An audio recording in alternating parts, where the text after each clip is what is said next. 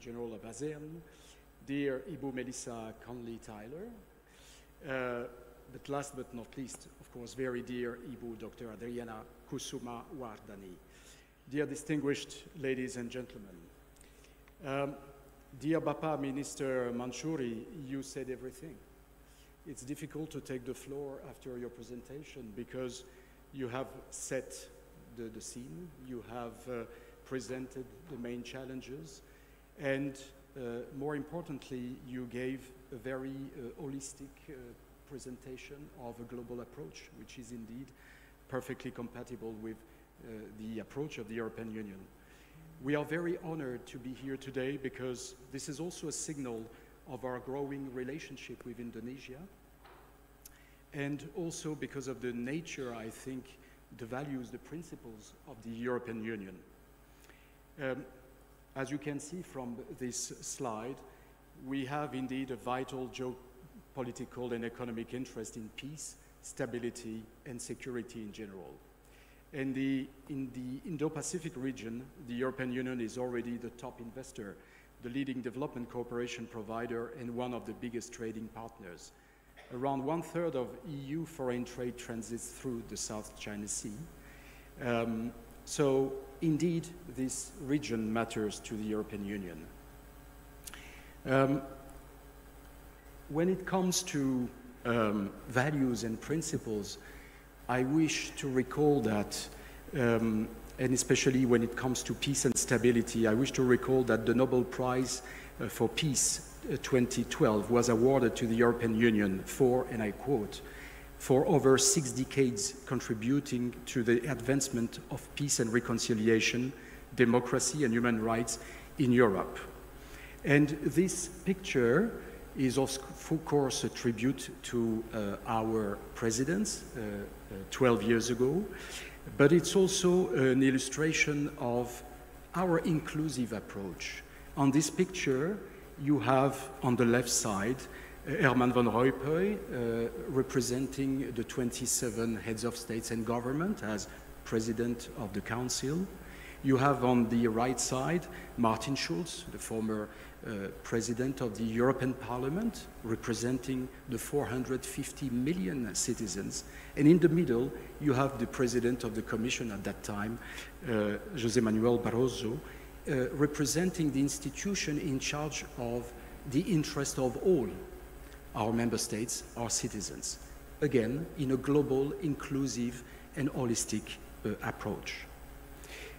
When it comes to security, the EU High Representative for Foreign Affairs and Security Policy and Vice President of the European Commission, in our jargon, HRVP, José Borrell, said recently, we now live in a security continuum. Tensions in regional hotspots can have an impact on our stability and prosperity. Security has never been this interlinked. Our assessment is very clear and matches very well indeed with the assessment presented by His Excellency, is that there is a geopolitical competition intensifying in the Indo-Pacific, and the constraints and dangers that could arise from potential instability. Any conflict in this region would have far-reaching consequences for Europe economically and politically. Equally, when some actors insert themselves, even indirectly, into European security, it has consequences for our relations. This has been highlighted by HRVP Borrell in different fora, such as this one, also in the ASEAN Regional Forum, the Shangri-La Dialogues. In a time of geopolitical tensions, the European Union is an actor with no hidden agenda. The European Union has significant credibility on free trade, connectivity, green transition. The European Union is also an experienced and sophisticated actor for security. The European Union is also an important piece in a broader architecture for a rules-based approach. On this basis, we have developed ways of interacting with the region, promoting the European Union as a smart enabler on security, but not only, in many aspects. Since the adoption of our Indo-Pacific strategy for the European Union in 2021, we have had an unprecedented level of engagement with partners in the region. This is an investment in the EU's future that has become almost mandatory for all of us. We see our Indo-Pacific strategy as a way of creating new opportunities, seeking diversification, resilience, stability. And in that context, partnerships are more relevant than ever. Several of our own countries, member states within the European Union, have adopted their own Indo-Pacific strategy. Germany, France, the Netherlands, the Czech Republic, Lithuania. And I will quote a subtitle of the Czech Republic Indo-Pacific strategy, because we are closer than we think. I think this is really a good summary of our relationship. We are much closer than what we think at first sight. These strategies, the one of our member states and the one of the European Union as an institution, are complementary to each other's. They enrich each other's. This is a Team Europe approach. The European Union Indo-Pacific strategy developed in 2021 is not aimed at any country. It takes into account the issues raised by the growing assertiveness of some major actors in the region, including at military level. No need to be more specific. I think everything has already been said so far. The European Union has increased its engagement in the region, and its aim is to maintain a free and open Indo-Pacific for all, while building strong, lasting, and effective partnerships. Like Indonesia, the EU approach to the Indo-Pacific region is one of cooperation, not confrontation. Both Indonesia and us, we aim to strengthen partnerships with countries in the region. Both the EU and Indonesia are committed to maintaining and fostering dialogues while avoiding bloc formations. Our renewed commitment to enhance security relations with partners in the region is inclusive of all partners who are willing to cooperate with the European Union.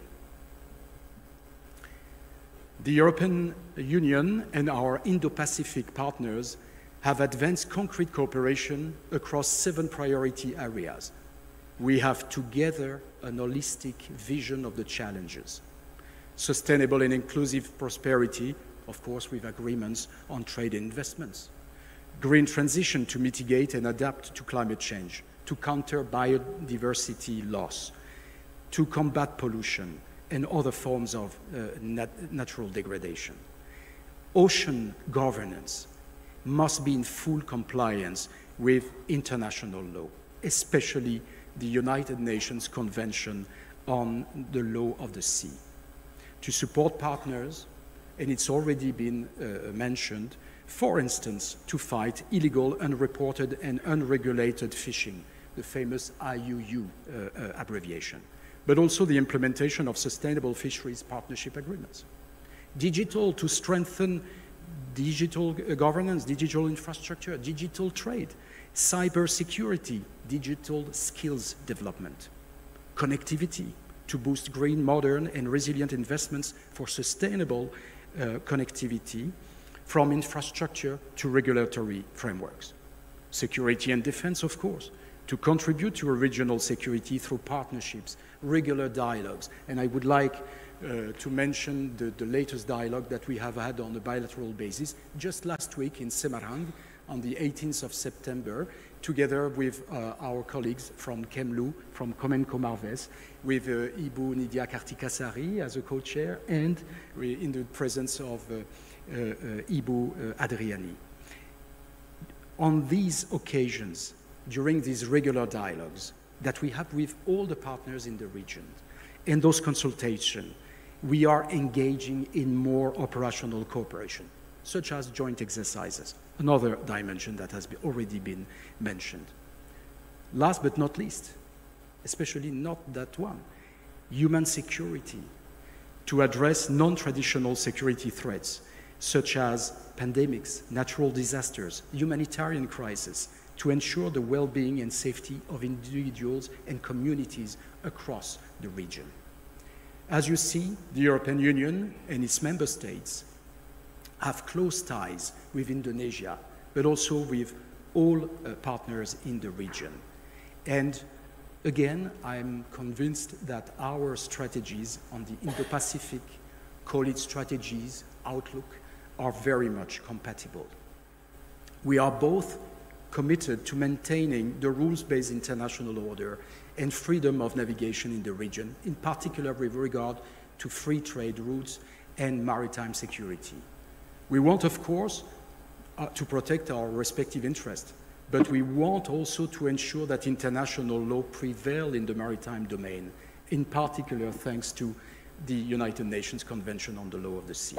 And in this context, of course, the recognition of dispute settlement mechanisms under this umbrella is of particular relevance and importance. But we also, on the EU side, particularly invest on multilateral cooperation. In 2024, earlier this year, in February, we have gathered more than 70 delegations, including 45 ministers, at the third EU Indo-Pacific Ministerial Forum, gathering representatives from the coast of Africa to the Pacific island states. We have highlighted the importance of ASEAN centrality by holding the EU-ASEAN ministerial meeting back-to-back.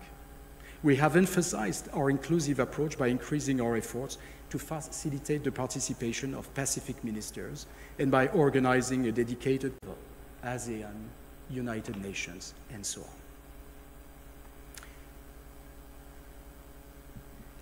The Indo-Pacific region has emerged as a new center of intense geopolitical competition. Growing tensions in the South and East China Seas and in the Taiwan Straits, the illegal Russia's military aggression and war against Ukraine, the recent grave and appalling developments in the Middle East, in Palestine, and now in Lebanon, in the Red Sea. All these crises, all these tensions affect global security and have a direct impact on the prosperity of both Europe and of the Indo-Pacific countries. The EU and Indo-Pacific partners are also confronted with an increasing number of complex and multidimensional new security challenges, threats, and crimes. This is a complex slide, but it tries to summarize the complexity and the fact that all these elements are closely intertwined. Again, climate change, geopolitical competition, cyber attacks, economic coercion, hybrid operations, even foreign information, manipulation and interference, as we call it, FIMI in our jargon.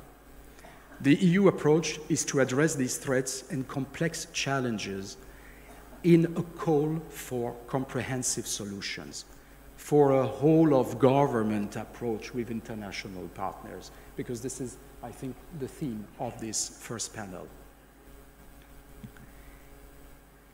National security and natural security are inextricably linked. As you can see on this slide, 12 of the 20 countries most vulnerable to climate change and least prepared for this to tackle climate change were in conflict 4 years ago. Soon, 1 billion people will have insufficient access to water. Environmental risks dominate the top 5 long-term global risks. Extreme weather events, rising temperatures, rising of sea levels, desertification, water scarcity, and biodiversity loss are making large areas uninhabitable, forcing people to leave their homes and threatening their security and health. This turn can have severe impact on peace and security globally. And this is why we need to address traditional threats. It's been mentioned, piracy, armed robbery at seas, hybrid and cyber attacks on critical infrastructure. Just think about the submarine cables, pipelines. submarine cables dealing with more than 90% of internet connections throughout the world. Climate change and environmental degradation. On maritime issues, the European Union has developed a policy framework providing a new outlook and a set of concrete actions. We want to protect our EU interests at sea, our citizens, the economy, our infrastructures and borders. We want to protect our natural resources and the maritime environment. We want to uphold international law, as I said, in particular, UNCLOS. We want to react speedily, effectively, promptly to growing threats such as cyber, and ensure relevant training, education, and cooperation among all relevant partners. And why do we have to act? It's been already said, but let me stress again that over 80% of global trade is seaborne, that about 2/3 of the world's oil and gas supplies is extracted at sea or transported by sea, and that, again, as I said, 99% of the data is going through those cables. The European Union security credentials have drawn more interest from our partners, including from Japan, Korea, and other partners. We will expand this year the scope of our project, enhancing security cooperation in and with Asia, so-called ESIWA, to respond to more requests of cooperation in a demand-driven approach from many of our partners. We stepped up our contribution to maritime domain awareness in the Indo-Pacific through the CRIMARIO project and its IORIS platform for Indo-Pacific regional information sharing. My teenagers would probably tell me, "Daddy, don't please spoil the audience with very general remarks," while we have our main expert, Dr. Martin Englot, in the room, who will intervene and present our projects later on today, I think. Naval deployments are also essential. We have different possibilities in this respect. We have Operation Atalanta. Again, these are illustrations of what we do and what we can do and what we may envisage to do elsewhere. Atalanta has been conducting successful joint naval exercise with Indo-Pacific partners, Djibouti, India, Indonesia, Japan, Korea, and also the United States.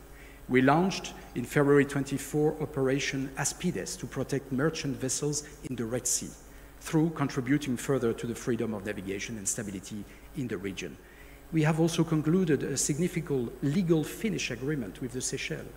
This facilitates the persecution of persons arrested by EU member states for participating off coast of Somalia in violation of the United Nations arms embargo on Somalia and in narcotic drugs trafficking.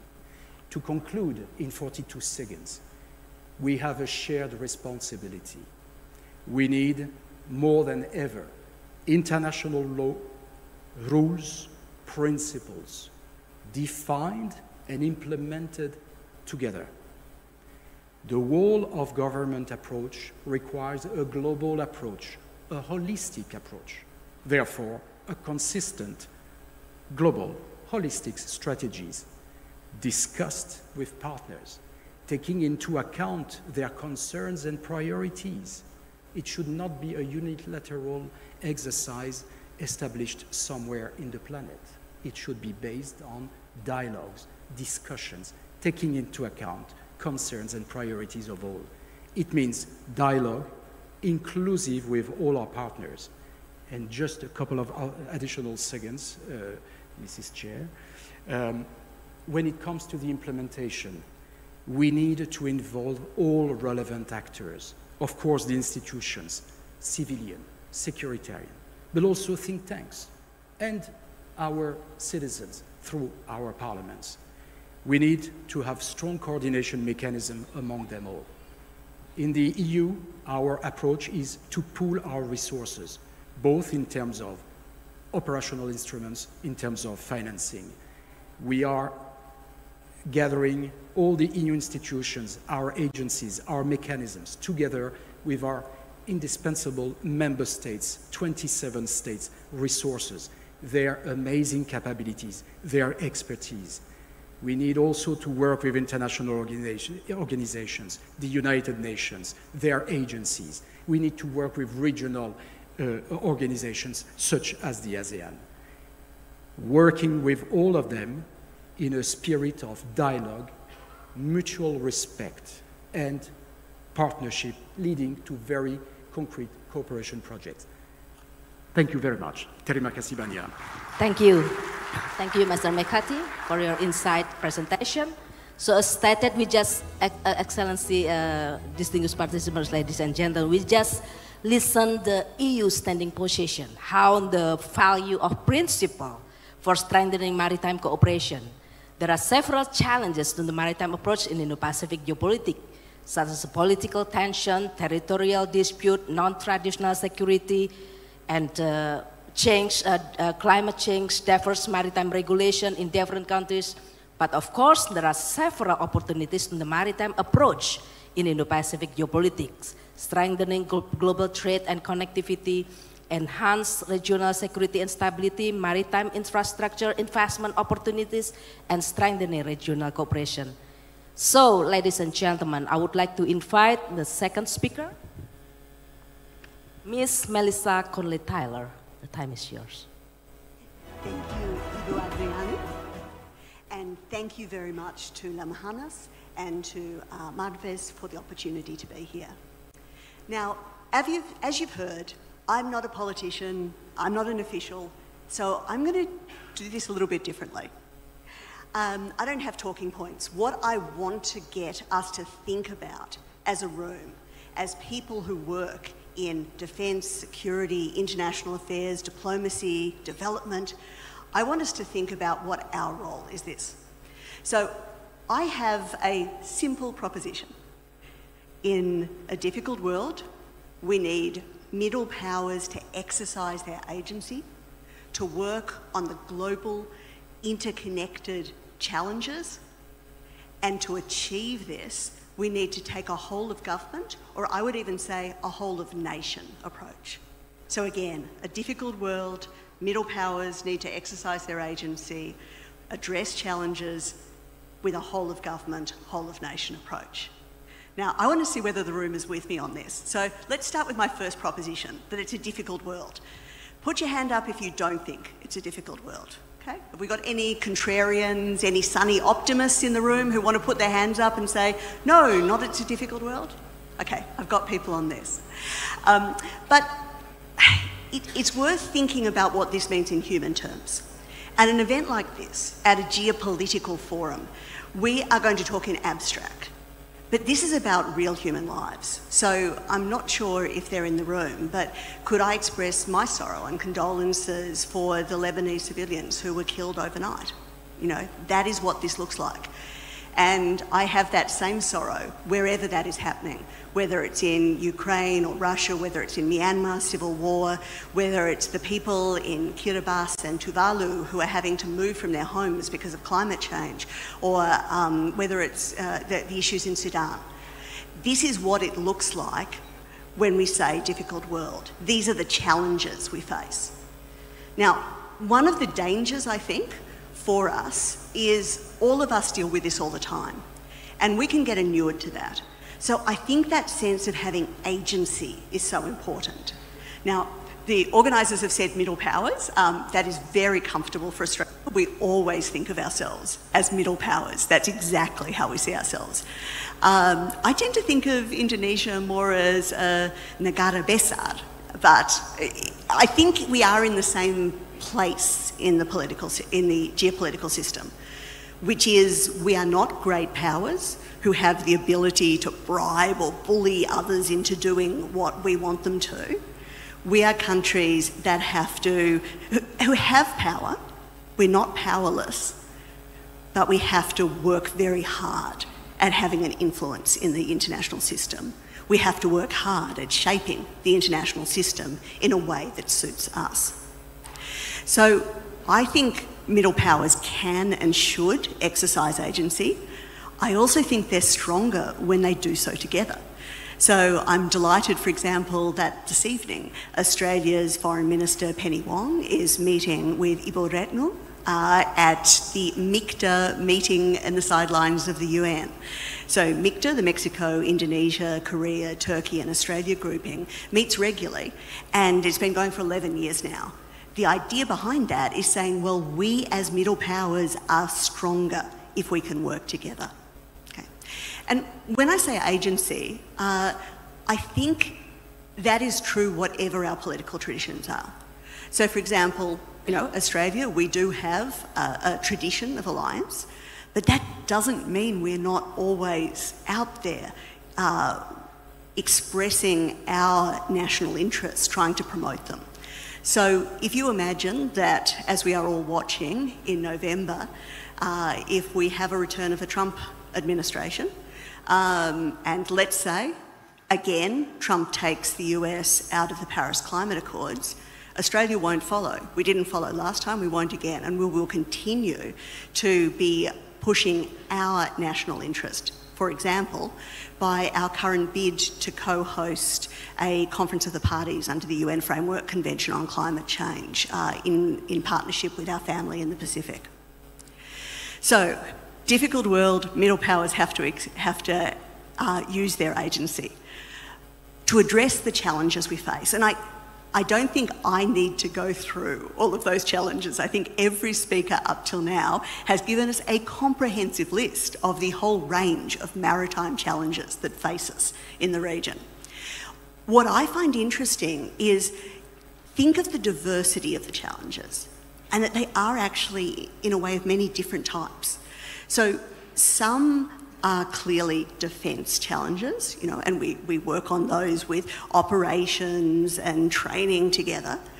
Some are more civil military, so you're then talking about whether that's humanitarian disaster relief, whether you're thinking about coast guards and fishing vessels and what's happening with grey zone or ICAD conflicts. All of those, I think, are ones where you can't divorce them. You can't say they're just civil or they're just military, they're clearly both. And then there's a whole range of other challenges which, whatever we want to call that third category, more civil ones, where you're talking environment, climate change, you've got transnational crime, you've got people smuggling, you've got, again, a whole range of these problems. And what that says, crucially, is that this is not just the job of one agency or one different department. These are jobs for a whole range of tools that governments and non-governments can bring to bear. So if you think about the Australian context, for example, our research showed that there are 20 different agencies and departments that have some sort of responsibility for maritime security issues. And I'm just guessing that it probably looks the same here in Indonesia and in most of the countries of the people who are here. Those many different parts of government trying to work on complex and interconnected problems means we have a challenge. And that challenge is, how do we form a whole of government, and I would say whole of nation approach? Okay.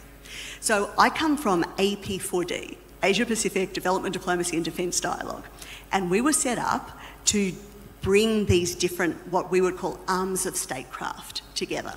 So we're a tripartite initiative. We're funded from Defence and from Foreign Affairs, and we're housed at the peak body for the development or aid sector. And all the time, we're talking about respecting and resourcing the different tools of statecraft and how they can work better together. So maybe not surprisingly, as a AP4D, we came up with something we're calling a 4S approach to how you try to coordinate whole of government and more widely. So we talk about it in terms of strategy, structure, staff, and society. And I'll explain what I mean. So if you want this whole of government, whole of nation approach, first at the strategy level, you need to have a very clear idea what it is you're trying to achieve. If you know what that is, and if you can then communicate that in whatever way is best in your system, you can have all of these different parts of statecraft aligning behind it. They know what the overall objective is, and then they can align behind it to try to help achieve.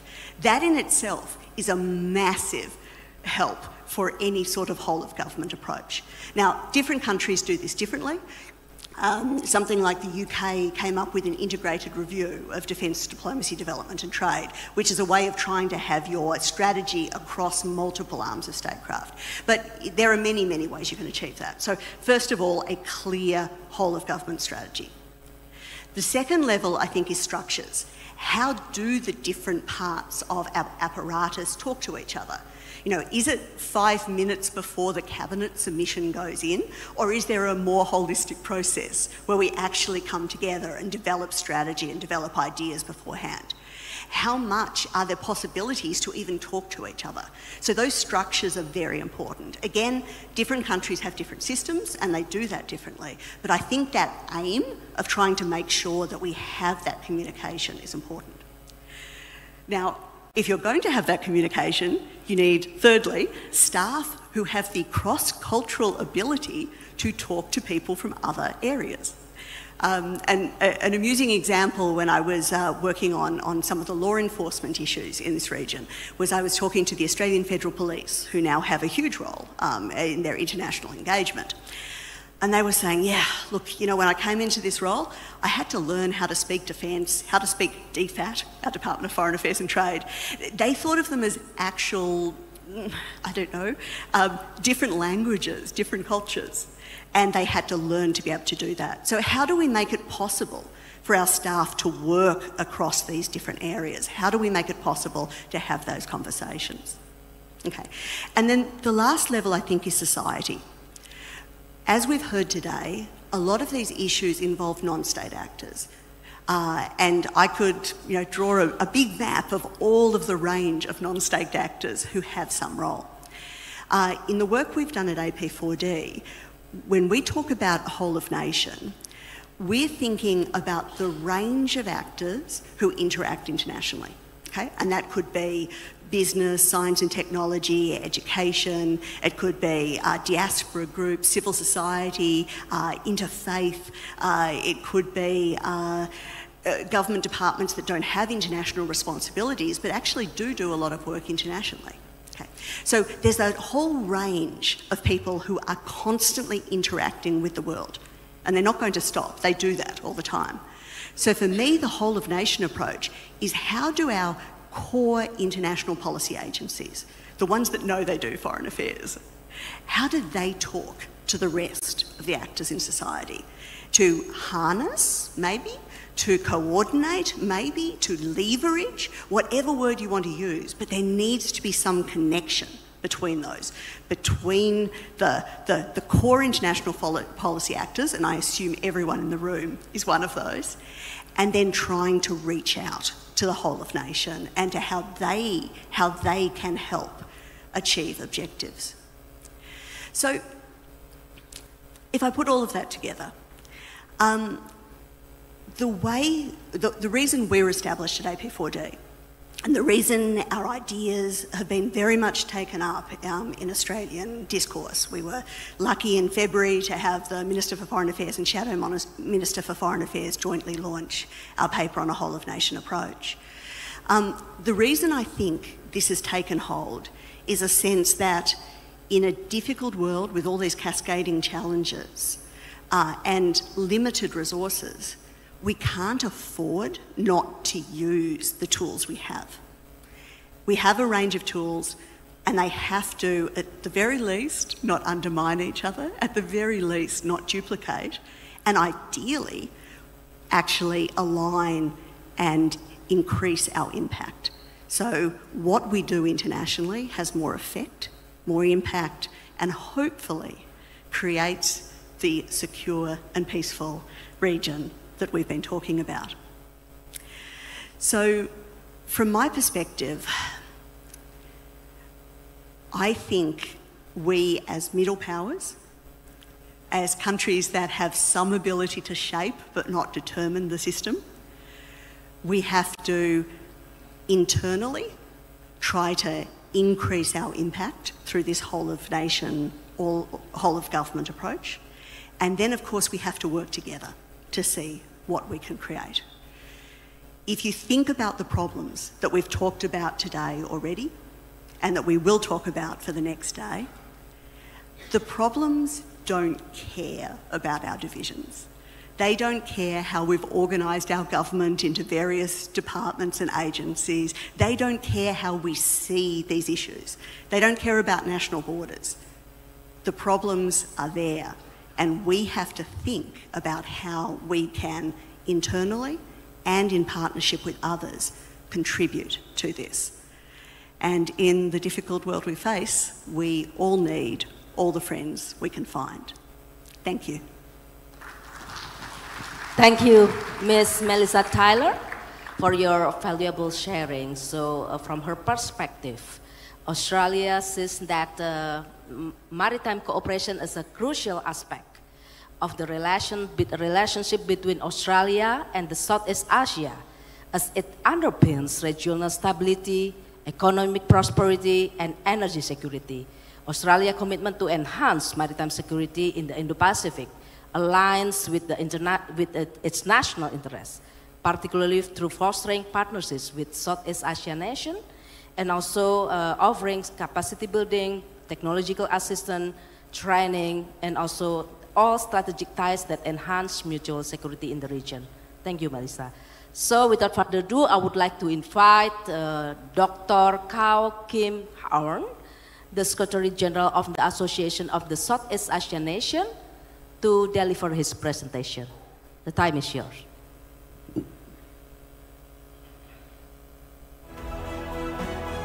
Excellencies, distinguished guests, ladies and gentlemen, it is a pleasure for me to be given this opportunity to address you at the VIII Jakarta Geopolitical Forum. At the outset, let me outline the significance of Southeast Asia as one of the world's most distinct and strategically vital maritime regions, where our economic growth, environmental sustainability, and security intersect. With 66% of its territory composed of maritime waters, our region serves as a crucial nexus between the Pacific and Indian Oceans, home to some of the most important sea lanes in global trade. These waters possess exceptional biodiversity and sustain our thriving maritime economy, from international shipping to maritime tourism, hydrocarbons, and fisheries. Indeed, ASEAN's deep integration into the global economy, a cornerstone of the region's economic development and prosperity in the area of globalization, would not be possible without this unique geographic and natural endowment. However, the regional maritime domain also grapples with profound challenges, including transnational maritime crime, piracy, environmental degradation, especially the problem of marine plastic pollution, and illegal fishing. It is also home to some of the world's most complex maritime and territorial disputes involving China and several ASEAN littoral states. These disputes remain unresolved and become increasingly precarious, with heightened risks of tensions and escalation into open conflict. So while the seas unite us, they also divide us, enriching our economies while exposing us to the evolving, ever-growing threats of climate change, typhoons, rising sea levels, and heightened risks of competition, confrontation, and conflict. As the regional waters become more crowded, contested, and challenged, they open us to the world through vital trade routes, yet also make us vulnerable to geopolitical and geoeconomic tensions. These dynamics place Southeast Asia at the forefront of critical maritime issues, shaping both regional and global peace, security, sustainability, economic development, and prosperity. Against this increasingly complex backdrop, I deeply appreciate the efforts of the organizers of the Jakarta Geopolitical Forum for crafting a very comprehensive agenda this year, focusing on addressing geo-maritime resilience challenges in the Indo-Pacific. Within ASEAN, we are acutely aware that the region's maritime challenges are multidimensional and deeply interconnected. Yet, addressing these cross-cutting issues in a holistic and integrated manner has been a persistent challenge, largely due to the specialized and compartmentalized mandates of various agencies and institutions involved in maritime governance at both national and regional levels. Furthermore, the intricate interplay between non-traditional maritime challenges such as environmental degradation, transnational crime, and illegal fishing, and traditional security concerns tied to geopolitical and geoeconomic dynamics is in a constant state of flux. For example, as we have all witnessed, unresolved maritime and territorial disputes in the South China Sea are hindering effective regional cooperation on critical issues like illegal, unreported, and unregulated IUU fishing and marine scientific research. In another case, the accelerating impact of climate change, manifesting in rising sea levels and more frequent typhoons, threats coastal communities, exacerbating competition over diminishing maritime resources, particularly in areas of overlapping claim, giving rise to further interstate tensions. Compounding these challenges is the increasing presence of military assets in contested waters, adding a volatile layer of tensions.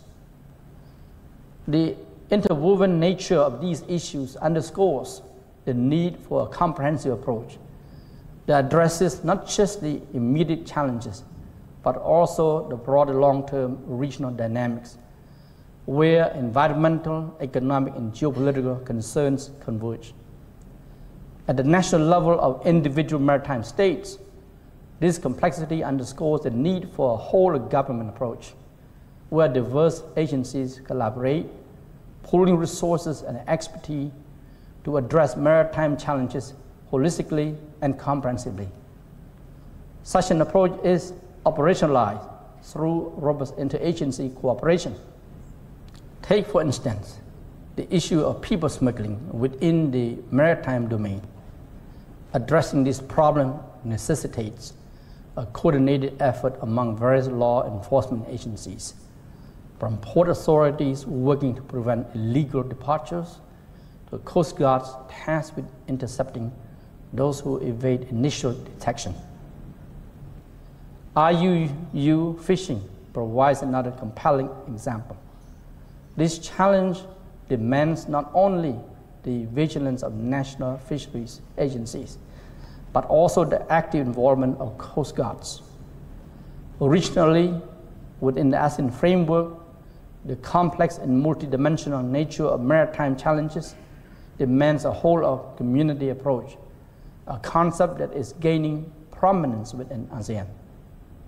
The ASEAN community comprises 15 sectoral bodies that address a wide range of maritime issues across its 3 pillars.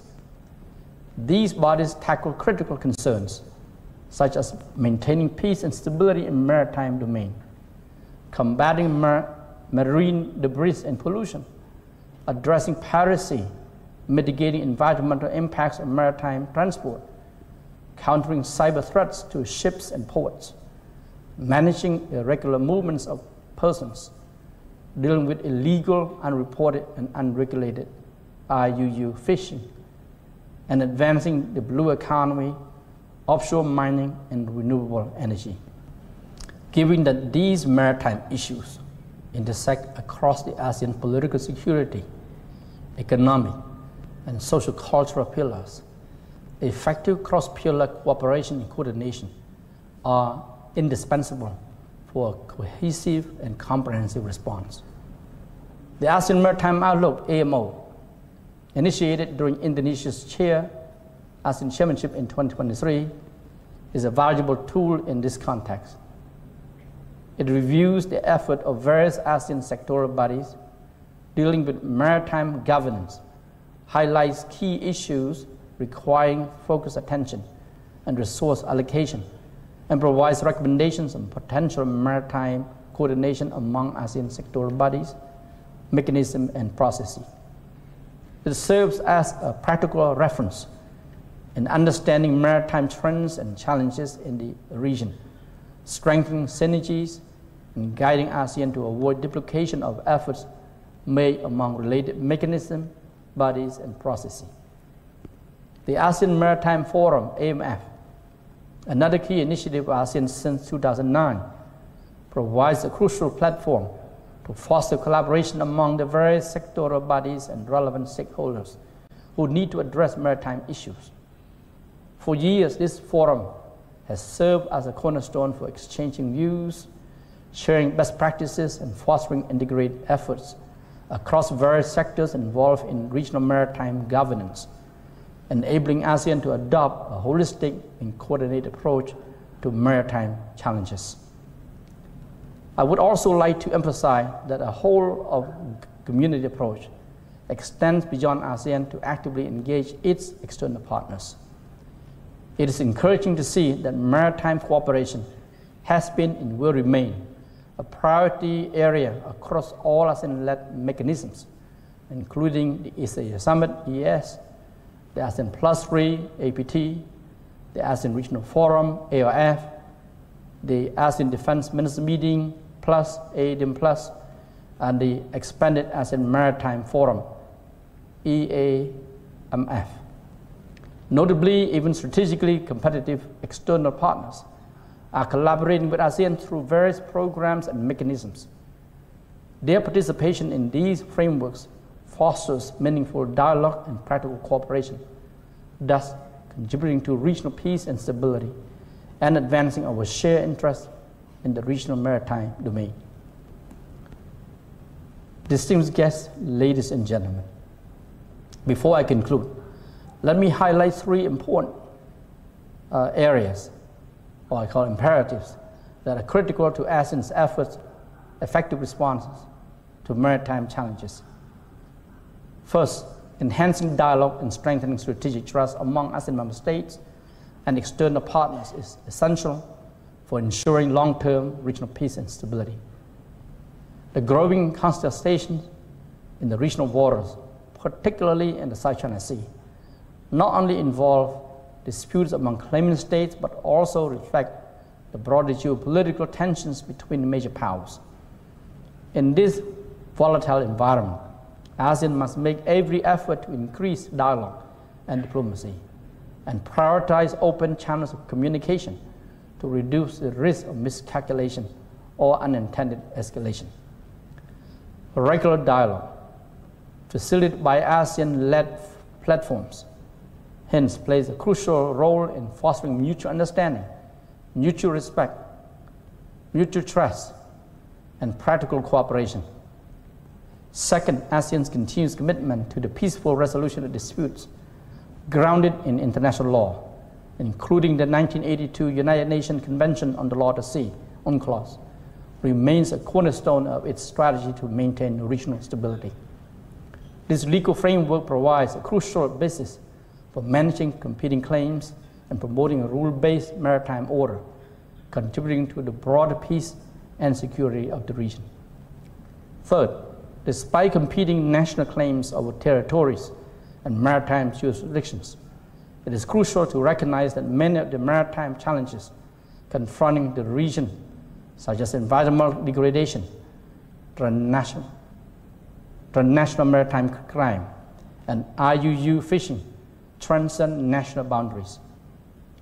Coordinated action on these fronts is not only desirable, but imperative. For instance, as emphasized in the ASEAN Framework of Action on Marine Debris, combating marine plastic pollution requires both robust national efforts and regional cooperation as marine debris moves freely across borders.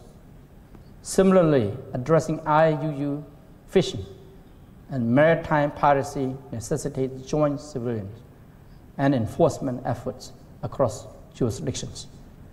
Therefore, ASEAN's whole community approach ensures that these shared challenges are tackled collectively with the active participation of all relevant member states, stakeholders, and external partners.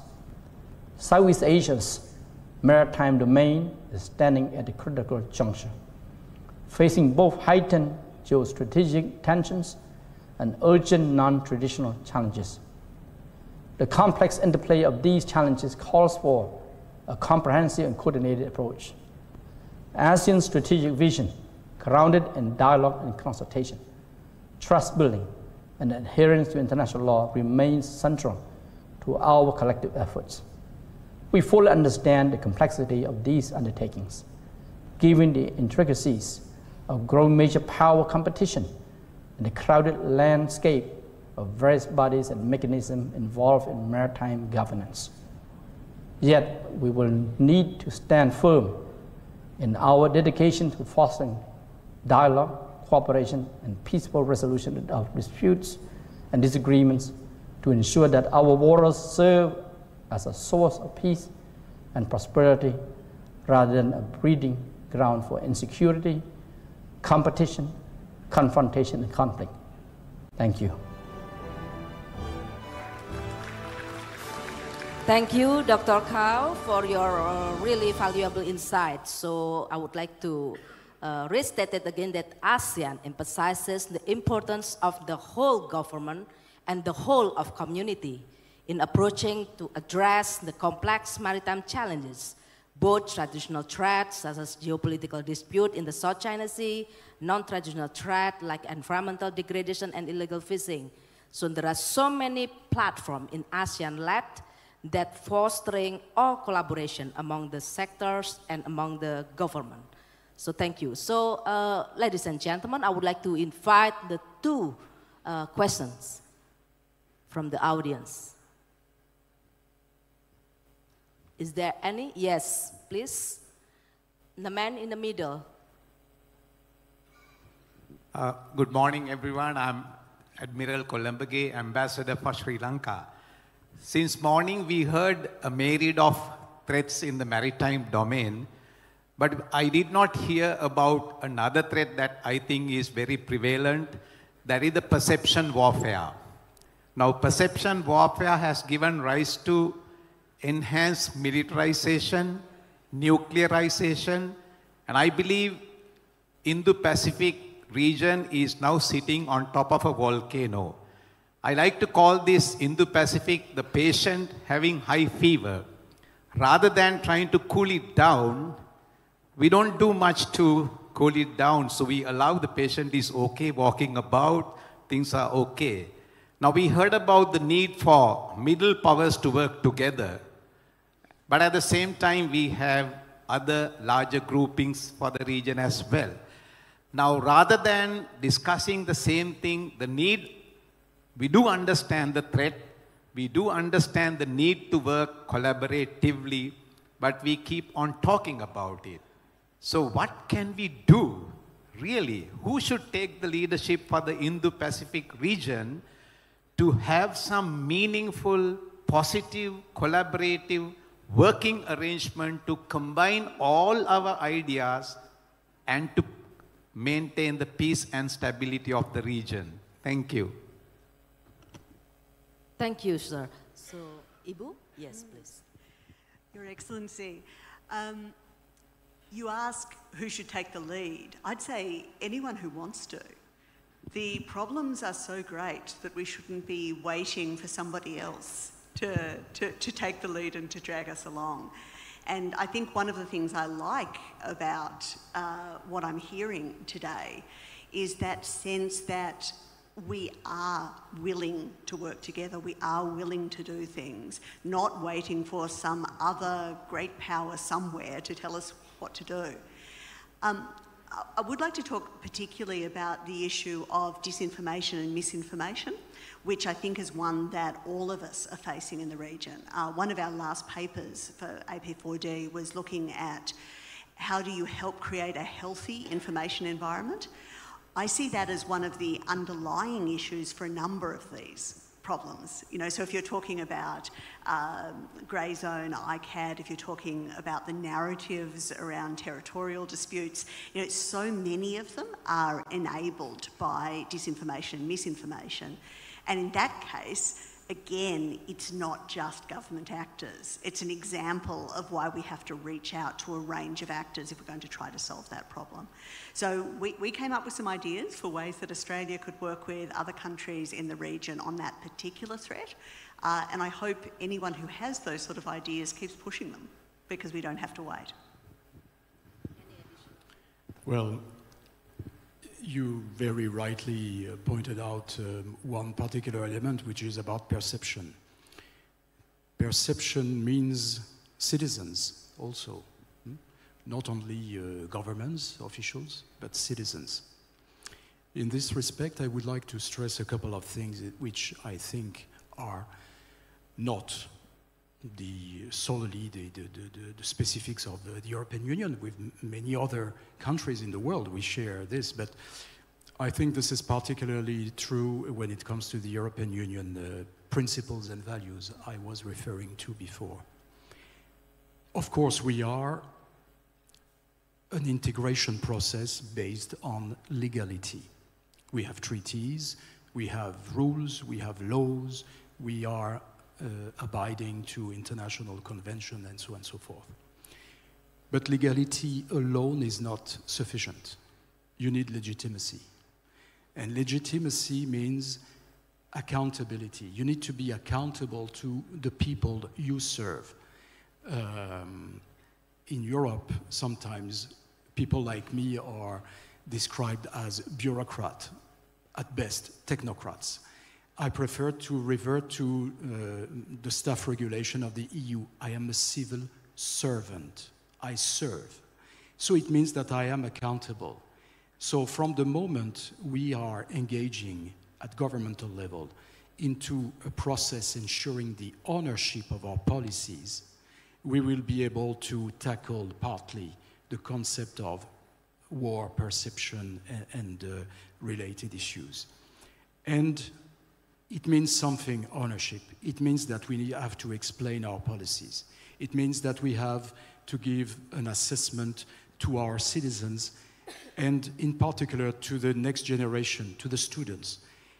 Taking the example of Indonesia, this amazing country counts more than 4,000 universities.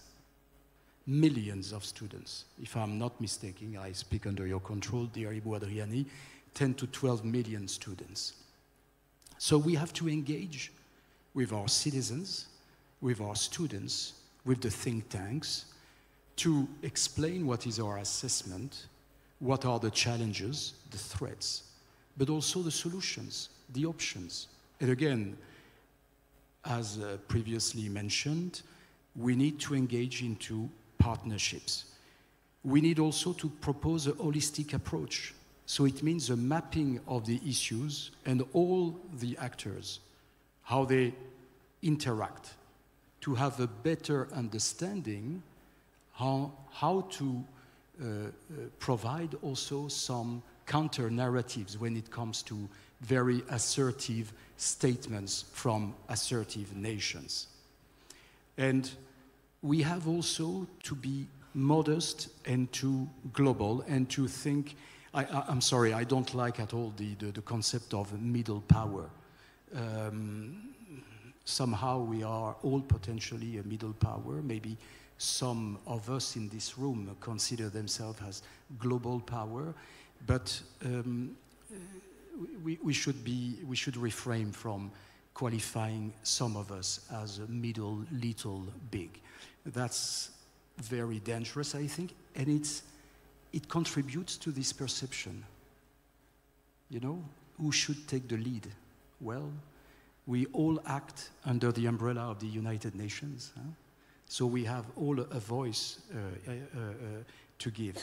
So we have to take into account the external dimension of our domestic policies. And to do that, we have to do our work. We have to be partners with entities, with the civil society, to ensure that whatever we do, again, is based on legitimacy. So it means ownership. Otherwise, this is a very personal opinion, not the EU statement, but I think that we would simply not be followed by our citizens. And so we will increase negative perceptions against someone, a nation, an entity, a culture. This is very, very dangerous. So I think that in our case, for instance, on the European Union side, we are not here to lecture anyone, to deliver the do's and don'ts to anyone. No. Our commitment is to build partnerships in order to have a greater ownership of our role, of our presence in the region, together with our partners. And again, ownership, it's not only with governments, it's also with citizens. So my point is that the best way to provide counter-narratives, to combat FIMI and bad perceptions is again to have this inclusive approach and to build legitimacy beyond even legality. Legality, legitimacy, ownership, accountability.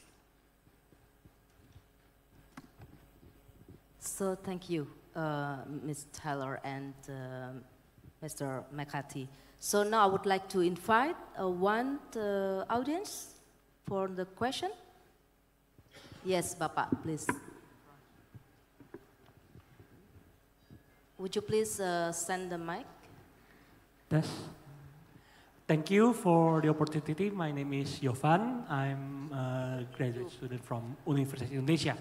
I would like to ask regarding the as climate change, as we know, and the environmental degradation increases vulnerabilities to trafficking in maritime regions of the Indo-Pacific. How do the rising geopolitical tensions within the region, especially involving powers such as China and India, impact cooperation on anti-trafficking measures between strategic partners? Thank you.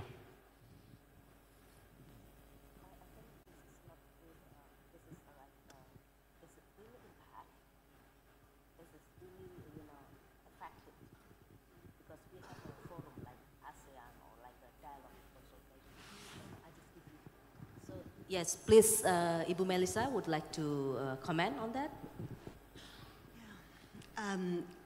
I think climate change and geopolitical tension are, in a sense, they are the two greatest challenges we have, and they interact in complex ways. When we did our research looking at whole of nation, one of the strongest reasons that the people we talked to spoke about is both of those issues. They say, well, if you look at the problem of climate change, we have to take a more integrated approach or we're not going to have any impact.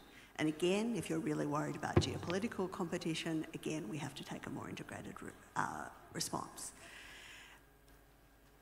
I watch a lot what's happening with the intersection between climate change and geopolitics in the Pacific Islands. That's an area of obvious great concern for Australia.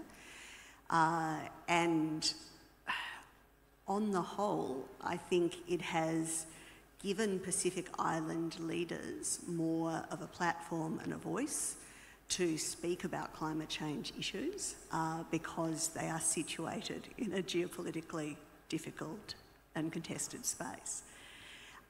From Australia's perspective, we have constant demands from Pacific Islands that we do more on climate change, that we understand the impact and what that means for their key security issue, existential security with rising sea levels, and that I think has changed our outlook as well.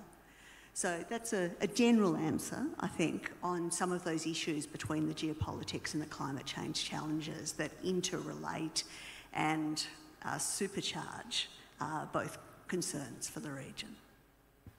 Thank you, Ms.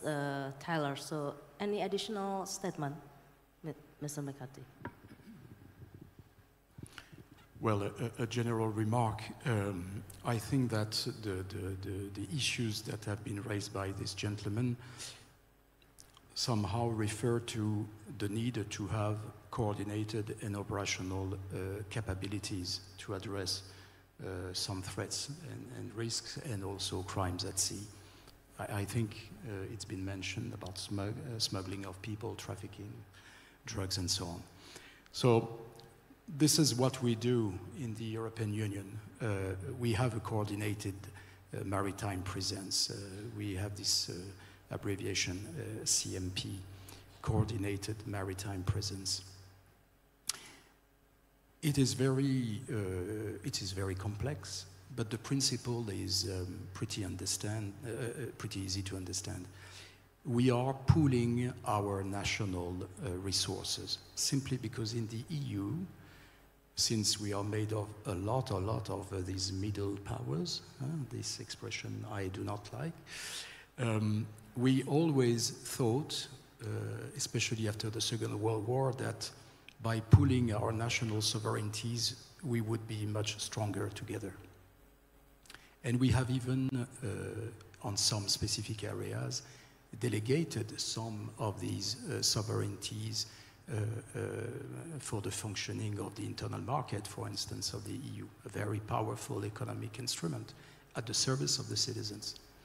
But when it comes to security issues, we are pooling our resources. We are co-financing actions. We are assisted by the amazing expertise of our experts, people working in the security area, the civilian, the military forces, the border guards. And we ensure a consistent, again, approach in this regard. And you may remember one of the slides I have presented to show some of our actions. These actions are very concrete. But there is an important point. I think the key element is the concept of coordination. To a certain degree, cooperation is absolutely indispensable. Cooperation means exchange of experience, exchange of ideas, agreeing on the challenges, the risks and the threats. But when it comes to concrete actions, you need coordination. And that's a step further. It means that you need, sorry for this Latin expression, primus inter pares. So it means that the peers have to agree to delegate to one of them the ultimate responsibility to, again, take the lead on one specific issue. This is what we call coordination. And this is most probably the most difficult element to implement. To be coordinated is not easy. To be a coordinator is a very important responsibility. So it's a challenge, it's a daily struggle, but thanks to the mechanisms that we have put in place over the last 60 years, and especially in the field of foreign affairs and security issues over the last 30 years, the European Union is able, again, to pool resources, expertise, operational capabilities, and to share, by the way, this know-how, because we are willing to, with our partners. So this is the best way to address concrete challenges, threats, crimes at sea, and many other things that are being handled by, since 2000, by the UN Convention, the famous Palermo Convention on transnational organized criminal activities. And we are very committed to enhance the implementation of these legal instruments together with the UN agencies, with all the regional partners, and on a bilateral basis with all our partners in the world and especially here in this region. Thank you, Mr. Mekati. Bapak, I give you opportunity, Pak, to deliver your statement. Yes, mic-nya di Bapak yang di depan. This is the last. I think this is the last question. Thank you. I'm Lieutenant General Johnny Maruza, Rector of Defense University. I think both speakers made a very strong proposition and arguments about cooperation. You mentioned middle power agencies cooperation. I would like to hear your opinion or explanation about the challenges to cooperate and the ways to deal with it, especially when it comes to very diverse national interests. For example, when we talk about climate change and sustainable development, let's say issues about discussion about what kind of renewable energy that we would like to use, ranging from coal to palm oils, sometimes conflicting with national economic interests or national economic sovereignty. So I would like to hear your opinion. What kind of challenges, main challenges to cooperate and the way to deal with it. Thank you very much. No, thank you, Pak, Rector. And I think we all agree it's very hard. It is a natural human tendency to form silos. So I think our government processes are always going to be difficult to coordinate. And if you're talking about a large nation, the whole of nation will have many different views on issues. How do you try to coordinate? The way we think of it is very much as an aspiration, as in it's not something you can ever do perfectly. You will never get complete whole of government coordination. You will never get complete whole of nation consensus. Those are impossible. But having the aspiration to work towards it actually helps you do better joined up responses to policy problems. So when we're talking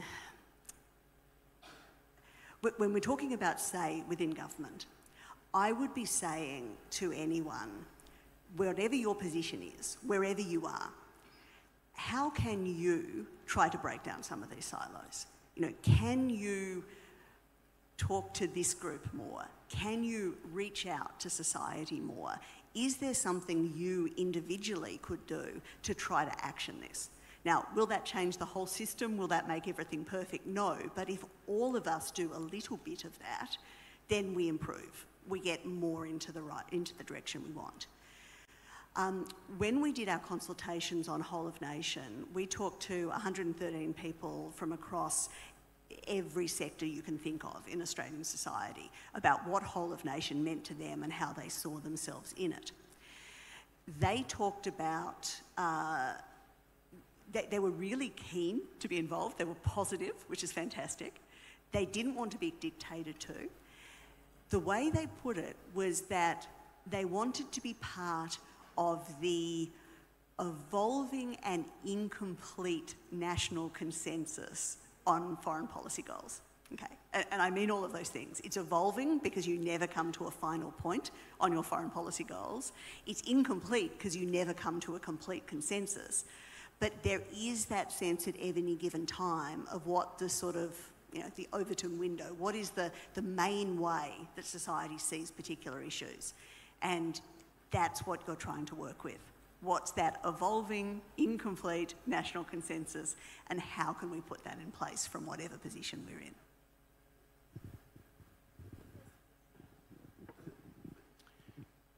I think this is the most difficult question.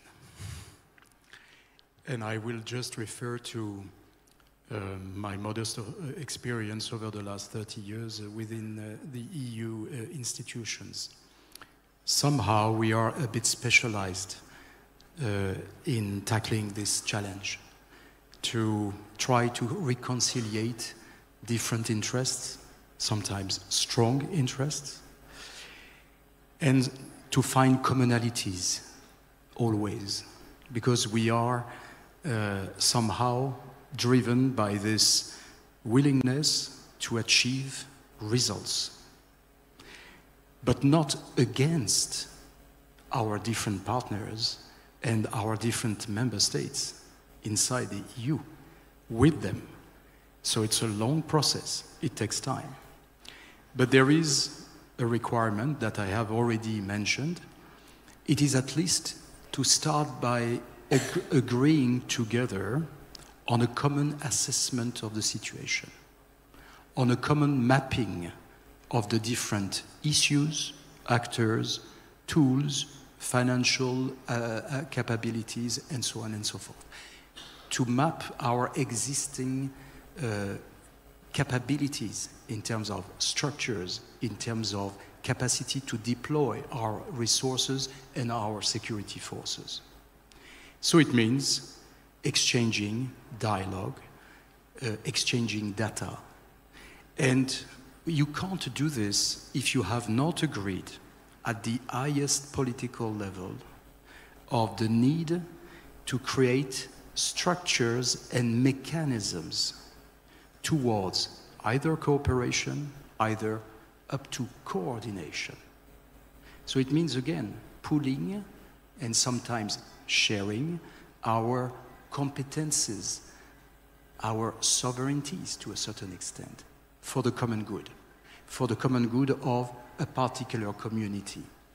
This is what we do in the European Union for the last 60, 70 years, step by step, progressively, based on ownership. Sorry to be so obsessed with this notion, but it's very simple to understand. You cannot go alone, isolately, without all your member states, all your partners, simply because you think that you have found the best solution. You have to convince everyone this is the right path, this is the right way.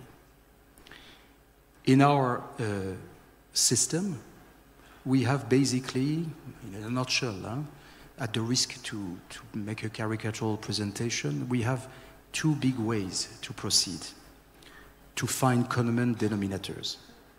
We want to either have single rules, meaning harmonization, obviously not in the security field, or finding on mechanisms of exchange best practices. I was dealing some decades ago with justice and home affairs, a very sensitive sector, with civilian and security institutions. And again, we were really putting in place cooperation concrete mechanisms. And since we had decided at that time not to harmonize our rules, because it was too complicated, it was not in our treaties, but we had agreed on something, best practices among practitioners. And step by step, you are building common understanding of the issues. And you agree on the issues. If you agree on the mapping of the issues, of the threats, of the risk, if you have well identified your respective capabilities, then you may have a chance to come to this indispensable step, which is a strategy. And that strategy must be backed by the concept again and again and again of ownership by the governments. And you need to explain it to your citizens, because you need to embark them to a certain extent in this process. So it's a long, step-by-step processes. But again, like the motto of Indonesia, which is the same in the European Union, we are 27 countries, nations, peoples, and we are very different in many respects. But we have this motto, the same than in Indonesia, united in diversity. This is not only a philosophical motto, this is not only a political motto, this is also a motto that is valid on security issues. We are very different, we have different backgrounds, but in the end, we decide to have the same assessment, the same willingness to engage into a collective response, holistic, and we want to have ownership, so we need to explain, to convince, and not only the authorities, but also the citizens. This is the right path. Thank you. Thank you, Mr. Mekati. So, Excellencies, ladies and gentlemen, in conclusion, that as a countries and the Indo-Pacific region, we face significant security, not only food and energy security, but also economic challenges amidst the global uncertainty and unbalanced contestation. So while shifting the power dynamic over opportunities, they also risk increasing tension. This situation calls for a more coordinated approach from all nations, maximizing efficiency by aligning various tools and actors, and also the whole of government approach and strategy for, elevating the maritime security strategic issue that can support regional stability, prosperity, resilience, and freedom for coercion. So, ladies and gentlemen, let us give a big applause for the speakers. Once again, thank you. Thank you very much, moderator and also speaker for plenary session 1. For next, we would like to have token of appreciation to the speakers and moderator of session 1, then followed by group photo. So therefore, may we kindly invite to the stage the interim governor of Lemhannas, Lieutenant General Eko Margiono, to deliver token of appreciations to the speakers and moderation of session 1.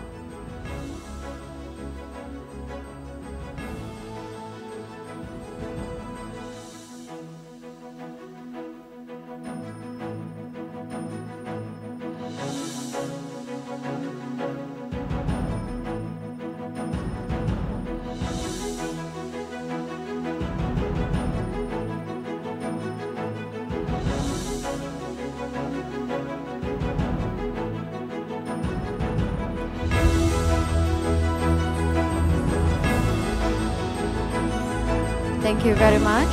Please kindly take your place to have the photo station. We'll be taking the pictures on my count. Ready, 1, 2, 3.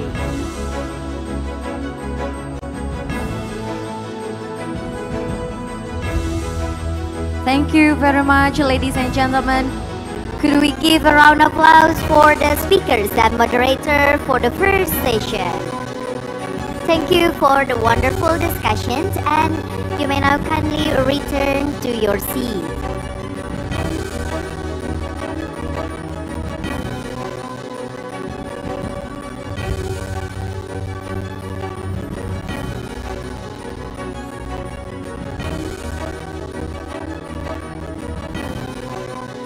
Ladies and gentlemen, now we will have lunch break. For information that the committee has served lunch break, which is available at the foyer for the participant that is next to the stage, and for the VIP officials and also Excellency ambassadors are available in the VIP room. And for those who want to perform Zuhur prayer, it could be done at the prayer room in the lower ground. And see you at the second plenary section at 1:45. Thank you very much.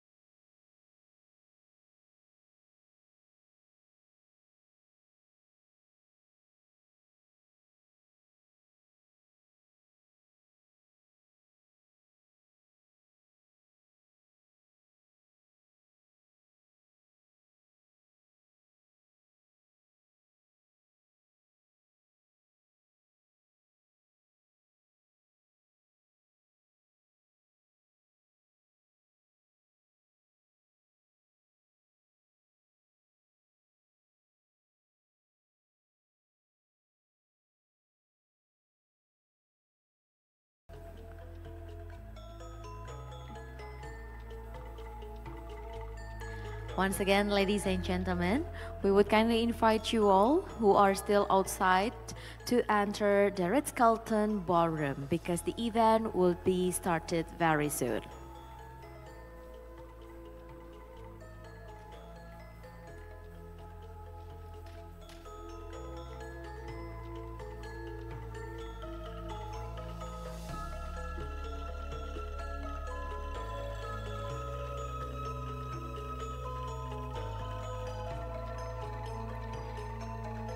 And may we kindly invite the participants who are in the ballroom to be seated.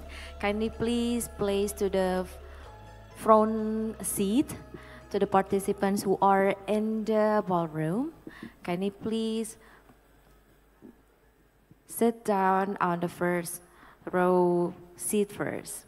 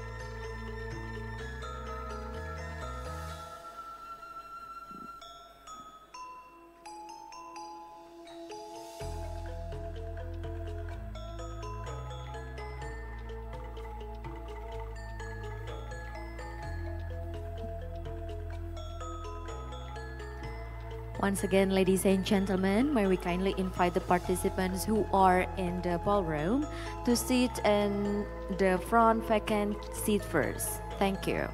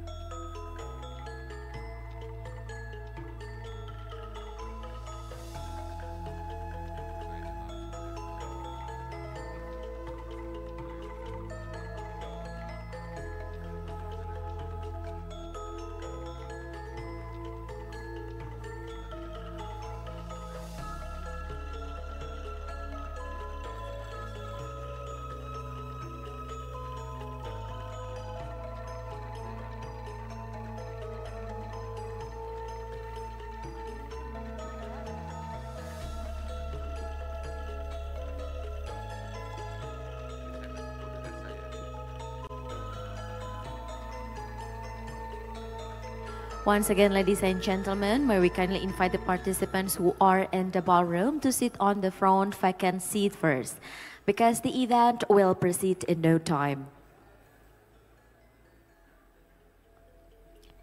Ladies and gentlemen, we would like to welcome to the VIII Jakarta Geopolitical Forum, expert staff of Ministry of Transportation of the Republic of Indonesia, accompanied by the interim governor of Lemhannas.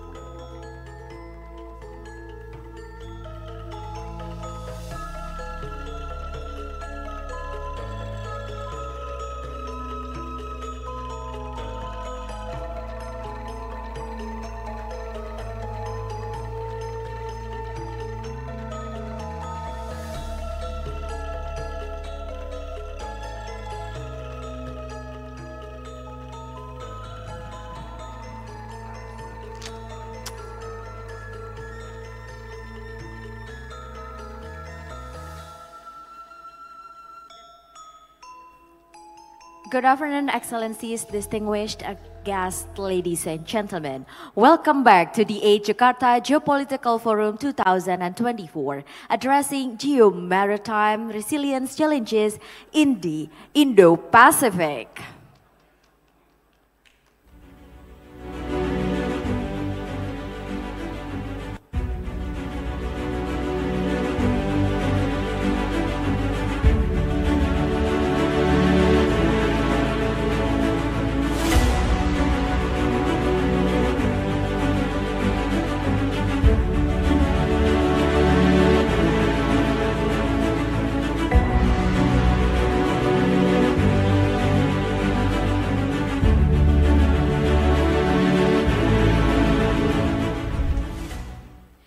Distinguished guests, ladies and gentlemen, now it's the time for the second plenary session.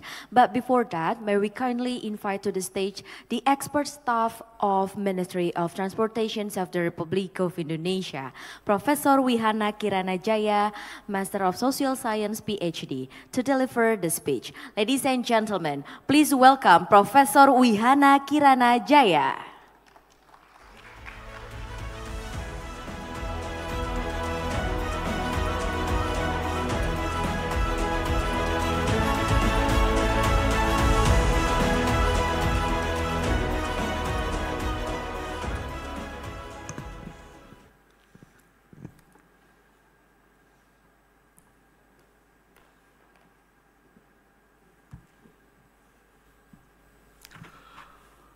Ladies and gentlemen, thank you very much. Assalamualaikum warahmatullahi wabarakatuh. Selamat siang, Om Satu Namo Buddhaya, salam kebajikan. God bless you all. Ya. First of all, I would like to introduce my name is Hana as a special advisory Minister of Transportation, focus on economic and investment affairs. And I also bring my colleagues, Pak Otto, please stand up. He is also a special advisory for Minister of Transportation, focused on financing, and he is also one of the commissioner for Pelindo. Yeah, for Pelindo. I'm one of commissioner for aviation industry, engineering. Well, first of all, Pak Menteri also would like to give appreciate for this program, Pak Eko. He sent me greeting for the program especially, and he has to accompany Pak Presiden and IKN, yeah, especially on development of port, IKN ports. Yeah. This is one of our challenging in the last position for Pak Minister. Yeah. Well, today I would like to share my experience since I was a special advisory, at least almost 7 years. My background is academicians. I'm one of the professor from Gajah Mada as a former Dean of Economic and Faculty. Since I joined with the minister, I have a lot of experience. It's difficult for me to join from academic perspective, become a bureaucratic, yeah, too many gaps especially. Sometimes I'm not very, satisfied my advisory to ministers, yeah. There's different approach sometimes. Well, why this topic very important, especially geopolitics, yeah, under this program. 1 week ago, I joined a minister degree meeting in New Delhi, especially for aviation declaration New Delhi, Asia-Pacific. Yeah. One of the declarations support MOT should follow the global rules. Yeah. Global rules means like digital transformation and sustainability transformation.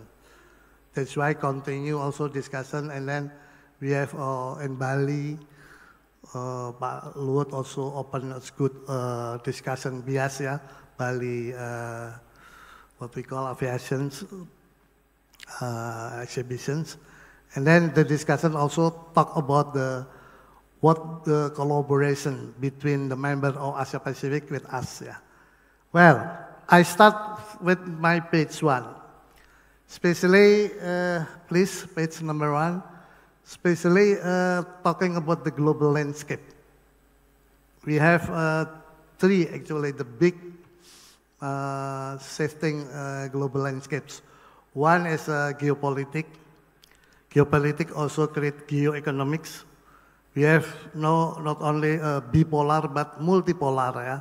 A lot of groups, ASEAN, one of the groups, BRICS also one another groups, yeah. North American also one another groups, and European also one another groups. So geopolitics change the geoeconomics, and also the trend of logistics mobility and seaport, sea transportation also very important under this landscape exchange. Yeah. That's why I noticed that the blue is economic change, and then the green is also environmental change, sustainability change. We are talking about the maritime industry in Indonesia, and then geopolitik, technology. So a lot of risk for us. Yeah. That's why MOT prepare the regulation. Sometimes we behave not like a regulator, but also we behave sometimes like an operator as well. Yeah? Operator and ports. Yeah? Sometimes we also build the port as well. Yeah? So not only focus for the regulation, but also we also conduct our manage the port operators and also the builder, the operator.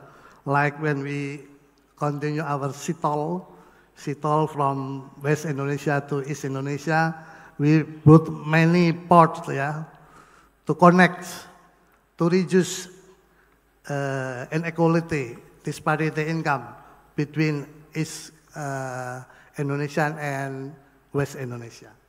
Well, connected with the title today, geopolitik is very important for us, yeah, especially to monitor. Yeah. We have one of the member in IMO, Indonesian still registered in C category IMO member. It means we have many opportunity to make strategic partnerships, yeah, like with Melanesian countries, emerging countries, Asian countries, China, India, the BRICS one, and also the other our members. Okay, we start from the digital literacy transformation. Very important for us. MOT, Minister of Transportation, introduced some new regulation related to the digital, yeah, digital like NRPornet, one of our digital platform to monitor the mobility shape to port and coordinated between shipping company and also port operator, and also with the regulations under some of ministers, others ministers, especially under Pak Luhut, yeah, especially when introduced the NRPornet one single. We call it new logistics, yeah, ecosystem. This is one of our opportunity to collaborations, to make partnership, strategic partnership. If you want to come to us, you can collaborate with us, especially to improve the smart port, yeah, smart port, yeah. We have already prepared smart port, not only the under MOT, but also from Pelindo, under the state-owned enterprise transportation, or maritim transportation. Okay, next. In order to fulfill the new landscape, the MOT prepare for the human resource, yeah, to catch up. One possibility, one of strategic partnership, also not only technology platform, but also the human resource. Because to catch up the technology global experience, we have to train. So we need some collaboration. Something like Port of Rotterdam come to us, from Busan, Korea, South Korea also come to us to make collaboration to improve our human resource in order to achieve the world-class standard under the technology platforms. Yeah. This is one. So we try to rescaling, upscaling, building new character, developing scale. Yeah. This is one of opportunity to make good strategic partnership. One in technology, one the knowledge. Yeah.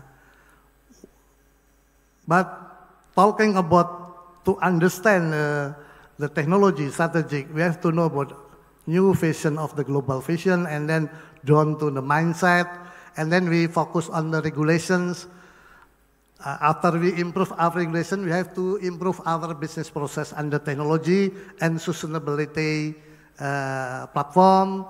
And then we change our organization to big, not efficient, under the technology, strategic partnership.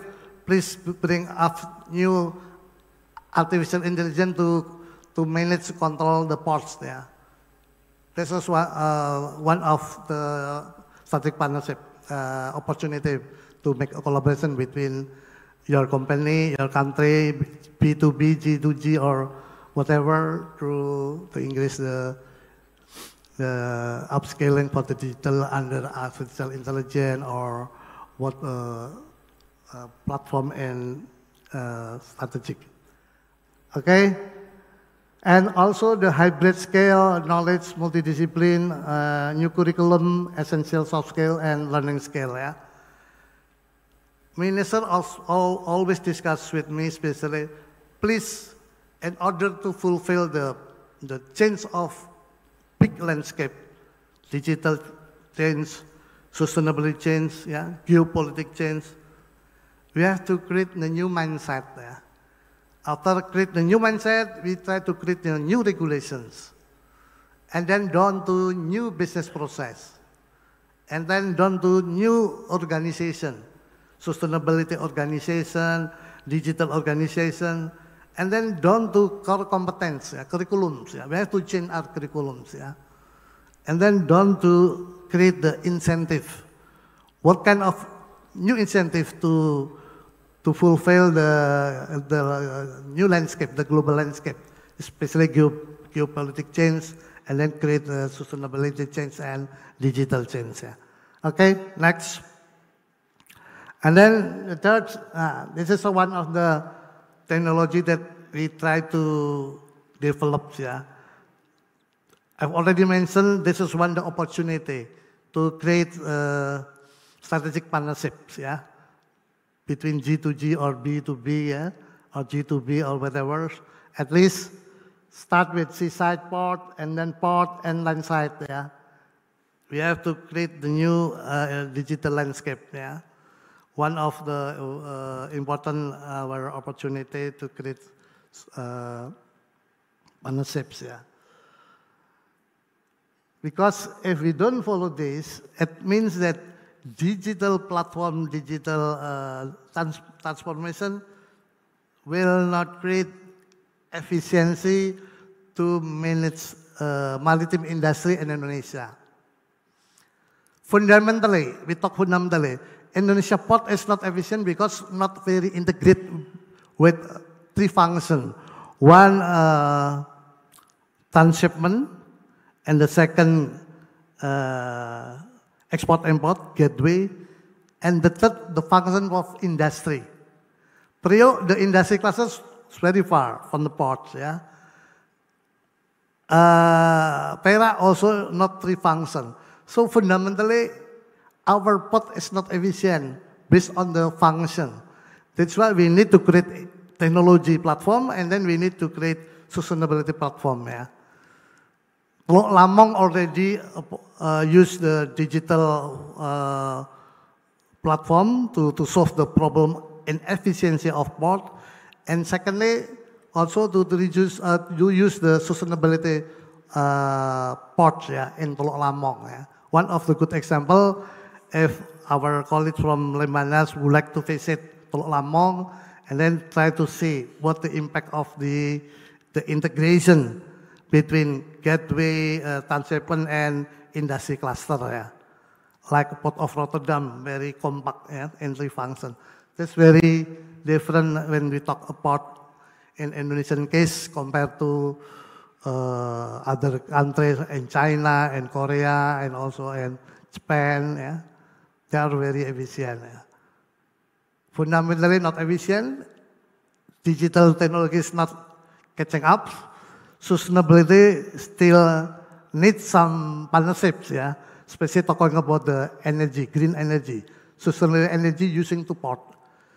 NPC1 already used the solar panel to install the electricity, and we try to make some regulations especially to provide some of development and sustainability maritime industry. Okay, next. The fourth, and then the environmental drivers, yeah, talking about sustainability maritime industry, yeah. Okay, we already prepare for the minister regulation, especially to using the clean and green maritime sector, and then to regulate sustainability, especially under IMO regulations, using sulfur cap, and then from IMO, we also done the CO2 emission, and then try to use. The most important, how to make the roadmap in our maritime industry based on sustainability, yeah. 5 years roadmap, and then 10 years, 15 years until long-term plan, yeah, until 2060, year emission. We still prepare to make a good roadmap, good regulation, good partnership, yeah, strategic partnerships, especially when we talk about the sustainability energy for maritime, and then using for shipping, green, logistic green, sustainable shipping, and also sustainability of the port. Too many opportunity for making the strategic partnerships. Yeah. Next. And then still environmental, especially after discussing in COP, countries opportunity participation, start Glasgow and then continue in Mesir, and then after in Dubai, the Maritime Director General still learning, yeah, still learning, especially the collaboration for the using the green energy, and then learning how to use sustainable port, including shipping, sustainable shipping, and then to create some investment using creative financing. My colleague, Pak Otto, one of the best creative financing under special advisory to Minister of Transportation, especially when we make Patimban. Patimban not only using Indonesian national budget, but we use PPP, public-private partnership. We call it KPBU, yeah. Operator join between foreigner and local business, local company, yeah, to operate the Patimban, yeah. Patimban port is one of the biggest port under export, car export, and using a lot of opportunity, yeah, supporting the port to many business, especially focus on sustainability, yeah, activity or approach. Yeah. Okay, next. Yeah, the challenges. Yeah, now I tell about the one of our challenges, especially under President long-term strategies. Yeah, try to reduce the logistic dwelling time, logistic costs, and a lot of indicators, especially. But if we compare to other countries, Indonesia is archipelago countries. Sometimes to measure the indicator logistic is quite different. It's not apple to apple. Compare India. India is a mainland country. The logistic, the multi-moda roadmap very clear and clean, yeah, to support the logistic ports. Yeah. Indonesia, because archipelago countries, sometimes the integration of multi-mode, not only roads and then train and airport and port, is not very connected very well. Yeah. Still a problem that we have to improve it. Okay, this is one of our challenges. So I hope in the next discussion we'll be talking about the port dominate the flow of containers. Indonesia still improve, still not, still opportunity, provide opportunity to collaboration to make a good strategic priority between us. And then sometimes Indonesian port, especially in the outside Java, not using the world-class standard. Like if we're talking about in Labuan Bajo Marina port, Labuan Bajo, sometimes the regulation is very traditional, and fill the gasoline still very not clear, not any enforcement for the government, and then clear make a problem if there's a fire like in Bali. And also we don't have any clear regulation when a big shipping crash in Raja Ampat. So Indonesian regulation and then overseas regulations under the Asia-Pacific collaboration, we have to make clear, clear how the enforcement, as long as regulation using good enforcement, it means that rule of the game will be clear and clean, if there is an accident. So we need some collaboration, our strategic to make good collaboration and safety maritime, one of the challenges for us, And the third is also the 23 shipping network are connected farming loop network, farming loop, still. And then hinterland transport costs Indonesia. Sometimes the shipping cost is very efficient, but when port and port, a lot of problem, Informal transaction costs and formal transaction costs, hidden, not hidden, and too many unclear, overlap regulation make transaction costs getting higher, Indonesia. Some of study also give some supporting this idea, how to reduce logistic costs in port especially, because in shipping is okay, but when it comes to the port, talking about hinterland, trucking, storage, organizations, a lot of costs to have to handle in there. Then domestic freight via land transport, no standard spot on. Okay, next. And then what next? Challenging opportunity for our collaborations. We have to provide some transport nodes and then transportation network based on integrating infrastructures. Also infrastructure, commodity, logistics, regulation, and civil investment is still opportunity to make collaboration. Please, our colleagues from Lemhannas will help us to discuss, to monitor, to push the next MOT, follow the ID, sustainability maritime industry, and also the digital maritime industry, still plenty of room to make some regulation under the Minister or Director General. Okay, next, last. Maritime infrastructure management is still a problem. Sarana prasarana, we could talking about Indonesia, hard infrastructure, and then soft infrastructure.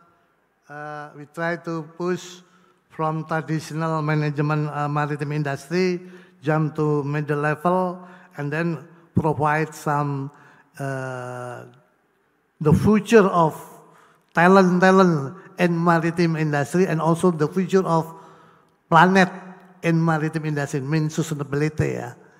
Two big issues, still one of our problem, to catch up and to prepare. Next. Yes, this is some technology, and in our net, we already make some of our improvement.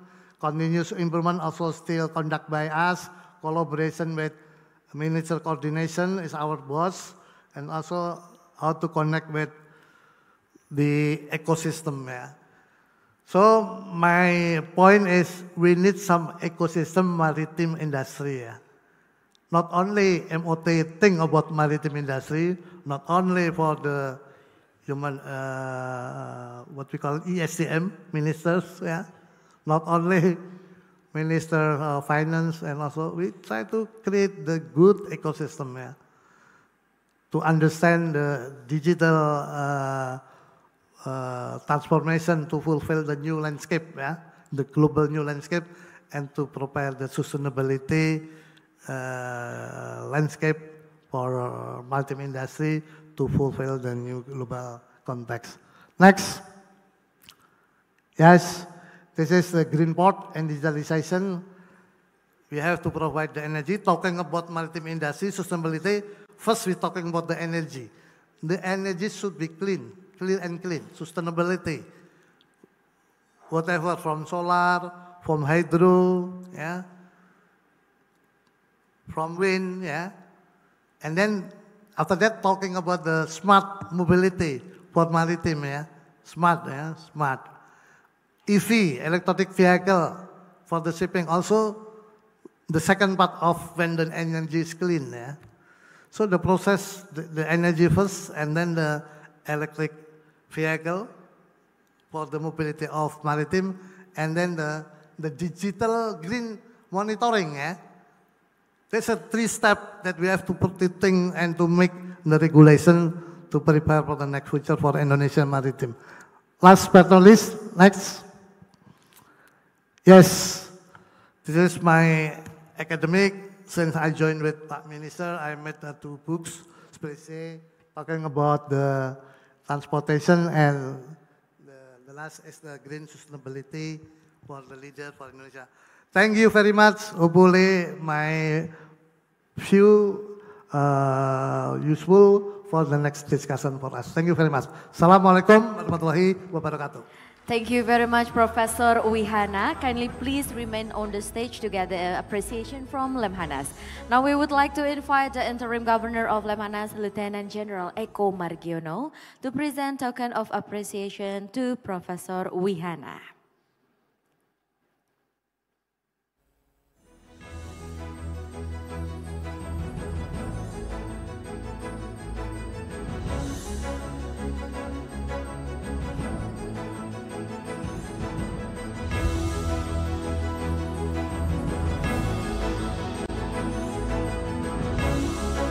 Thank you very much, sir. Kindly please remain on the stage. And next, we would like to invite to come on the stage to have a photo station, Deputy for Strategic Studies of Lemhannas, Deputy 1 of Coordinating Ministry for Maritime Affairs and Investment, Chief of the 8th JGF 2024, all speakers of 2nd plenary sessions, and also the moderator of 2nd plenary session.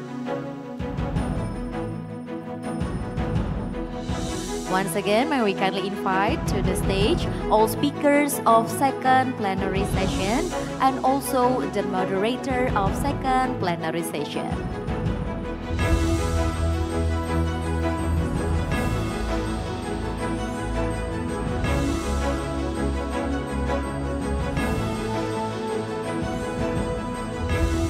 Okay, we'll begin the group photo session. I will count down from 3, 2, 1.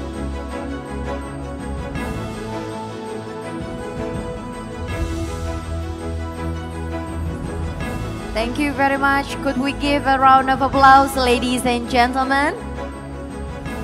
Thank you, and you may kindly now return to your seat. But kindly please remain on the stage to all speakers of 2nd plenary session and also the moderator of 2nd plenary session. Ladies and gentlemen, proceed to the next agenda. And now is the 2nd plenary session with the theme Strategic Partnership for Sustainable Maritime Industry.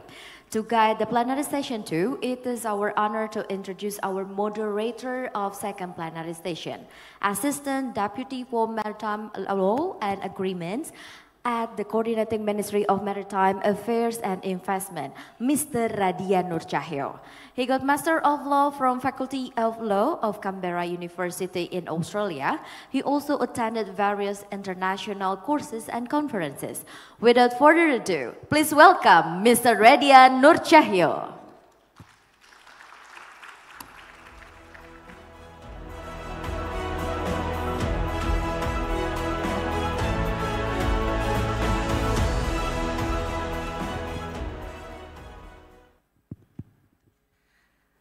Excellency, distinguished speaker, ladies and gentlemen. First, I would like to thank all respective speakers and participants of the second plenary session. I've been tasked as a moderator for today's discussion in the 8th Jakarta Geopolitical Forum, addressing Geo-Maritime Resilience Challenge in the Indo-Pacific with the topic of strategic partnership for sustainable maritime industry. I will invite the speaker, the first speaker, Mr. Martin Konsi Iglot, Director of Crimario Project, European Union.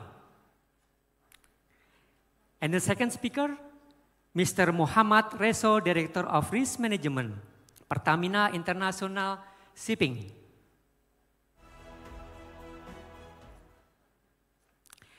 The third speaker, Mr. Jacob Simiski, Business Development Manager, EFA Group. And then the fourth speaker, Mr. Rene Pil Pedersen, Managing Director, EP Moller, Singapore, Max Line Singapore. She's still on the way from the airport. It's okay. I would like to brief the host rule before we start this session. We will have keynote speech. I think we just hear the keynote speech from the Minister of Finance. When we hear the keynote speech from the Minister of Transportation, it's a lot of opportunity for us to understand the opportunity to partnership each other, especially partnership with Indonesia. We have opportunity in partnership in infrastructure like digitalization, green ports, connectivity, logistics, and also system information. So, in detail, we will discuss with all the speakers about the main what mentioned by the keynote speaker from the Ministry of Transport. So, for the first speaker, I will give opportunity for Mr. Martin Kosi Inklots, Director of Crimario Project European Union. The proposed topic is interconnecting the maritime domain. Please, speaker, time is yours. Do you mind if I move it to the side of the slide? Yeah, thanks. For next slide, thank you very much. Your Excellencies, distinguished participants, ladies and gentlemen, it is indeed a pleasure and an honor to present Crimario and its tools in this very majestic setting, and I would like to thank Lemhannas and Kemenko Marves for this kind invitation. So what is Crimario? Crimario is an EU-funded project established to promote regional maritime governance in the Indo-Pacific region. It does so by supporting its partners, enhance cross-sectoral, cross-regional cooperation to try and break down those silos and bring actors together. To do this, the project has experts, tools, and funds that we place at the disposition of our partners. The EU does this because at the end of the day, safe and secure trade routes are in the interest of all. And through this presentation, I hope to build what was presented this morning when we heard about whole-of-nation, regional cooperation. Now we are aware that the global shipping industry is the backbone of international trade, responsible for transporting over 90% of the world's goods. We also know that the maritime industry faces numerous and significant challenges that threaten its efficiency, safety, and profitability. These challenges include maritime security threats, operational complexities, regulatory compliance, costly technological advancements, economic pressures, and geopolitical risks. Addressing these challenges requires industry and governments to collaborate through a multi-stakeholder approach, ideally by exploiting common and advanced technological solutions that facilitate connectivity. Because the European Union and its partners are dependent on the seamless flow of trade across oceans, the EU has funded the development of IORIS through the Cremario project. IORIS being the abbreviation for the Indo-Pacific Ocean Regional Information Sharing IT platform. This offers enhanced communication and coordination among stakeholders with over 100 organizations and entities using IORIS today. These are from over 45 countries. So what is IORIS? IORIS is a neutral and secure web-based tool which supports the consolidation of the highly fragmented maritime domain that involves a wide range of stakeholders such as ship owners, charterers, safety and security authorities of flag states and regulatory bodies. This implies that all entities using IORIS can now share information and collaborate in real time, reducing operational silos that typically hinder effective coordination. Through IORIS, shipping companies, government authorities, and agencies can now exchange information in a secure and compartmentalized manner, assuring that commercially sensitive data is protected. This is encouraging shipping companies to share information about security, routing, and operational vulnerabilities despite competition, thereby enhancing collective efforts to address security threats. And I hope to showcase how IORIS offers stakeholders the ability to mitigate arising threats and challenges, to enhance maritime security and safety, and potentially accelerate port access and logistics processes in certain countries. So how does IORIS support shipping industries address maritime security threats? Piracy and armed robbery remain a persistent threat, particularly in high-risk areas, such as the Indian Ocean and the Celebes Sea. In the former, modern pirates have become more sophisticated and better organized in carrying out their attacks. But fortunately, Coast Guards, navies, and industry now communicate discreetly and in real time through IORIS. This enhances situational awareness and enables quicker response times, thereby reducing the risk of piracy, as we have seen earlier this year, when the platform was used extensively to share information about piracy threats, recommended transit corridors, and ship protection measures.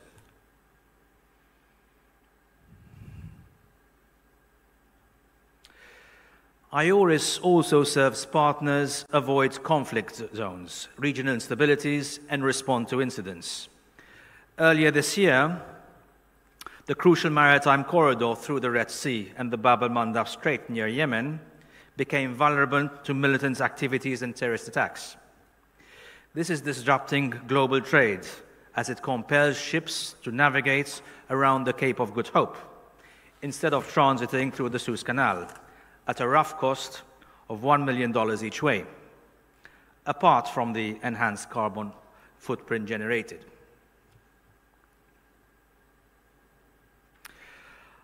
IORIS is allowing for discreet and secure communications between a good number of merchant ships and warships, helping to coordinate defensive and reactive measures to facilitate safer passage through volatile areas. This is already practiced by the French Navy with commercial shipping, as you can see on this slide. With increasing reliance on digital technologies, shipping companies are vulnerable to cyber attacks, that could disrupt operations, steal sensitive data, or cause significant financial losses. IORIS is more secure than most other systems, as it offers an encrypted means through which documents can be exchanged.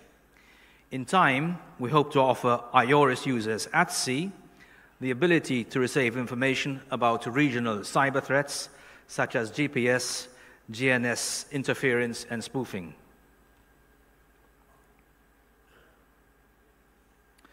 Moving to maritime safety challenges. Merchant vessels operating in distant and open waters are not in continual communication with maritime rescue coordination centers, unlike their aerial counterparts, who check in and check out of flight information regions. And should a distress situation happen, it is normal to expect a significant delay until rescue resources arrive on scene. Whilst GMDSS already provides a robust SAR infrastructure, which is not being challenged in any way or form, IORIS is already linking rescue coordination centers together in the Indian Ocean and thereby facilitating and planning the coordination of rescue operations, especially near regional search and rescue boundaries. As more ships become IORIS users, merchant vessels can opt to use IORIS to support search and rescue operations, being able to receive real-time updates, visualize search patterns, and receive news on the deployment of rescue assets, amongst other advantages, and this to ensure for the well-being of crews during critical situations. And to avoid environmental disasters, IORIS offers Vessel Traffic Monitoring Center in the Western Indian Ocean, a vessel traffic monitoring and information system, which when coupled to AI-type analysis, informs countries and potentially shipping of vessels moving erratically, navigating dangerously close to shore, on course for grounding, and or navigating outside or blocking traffic separation schemes to prevent accidents. In worst-case scenarios,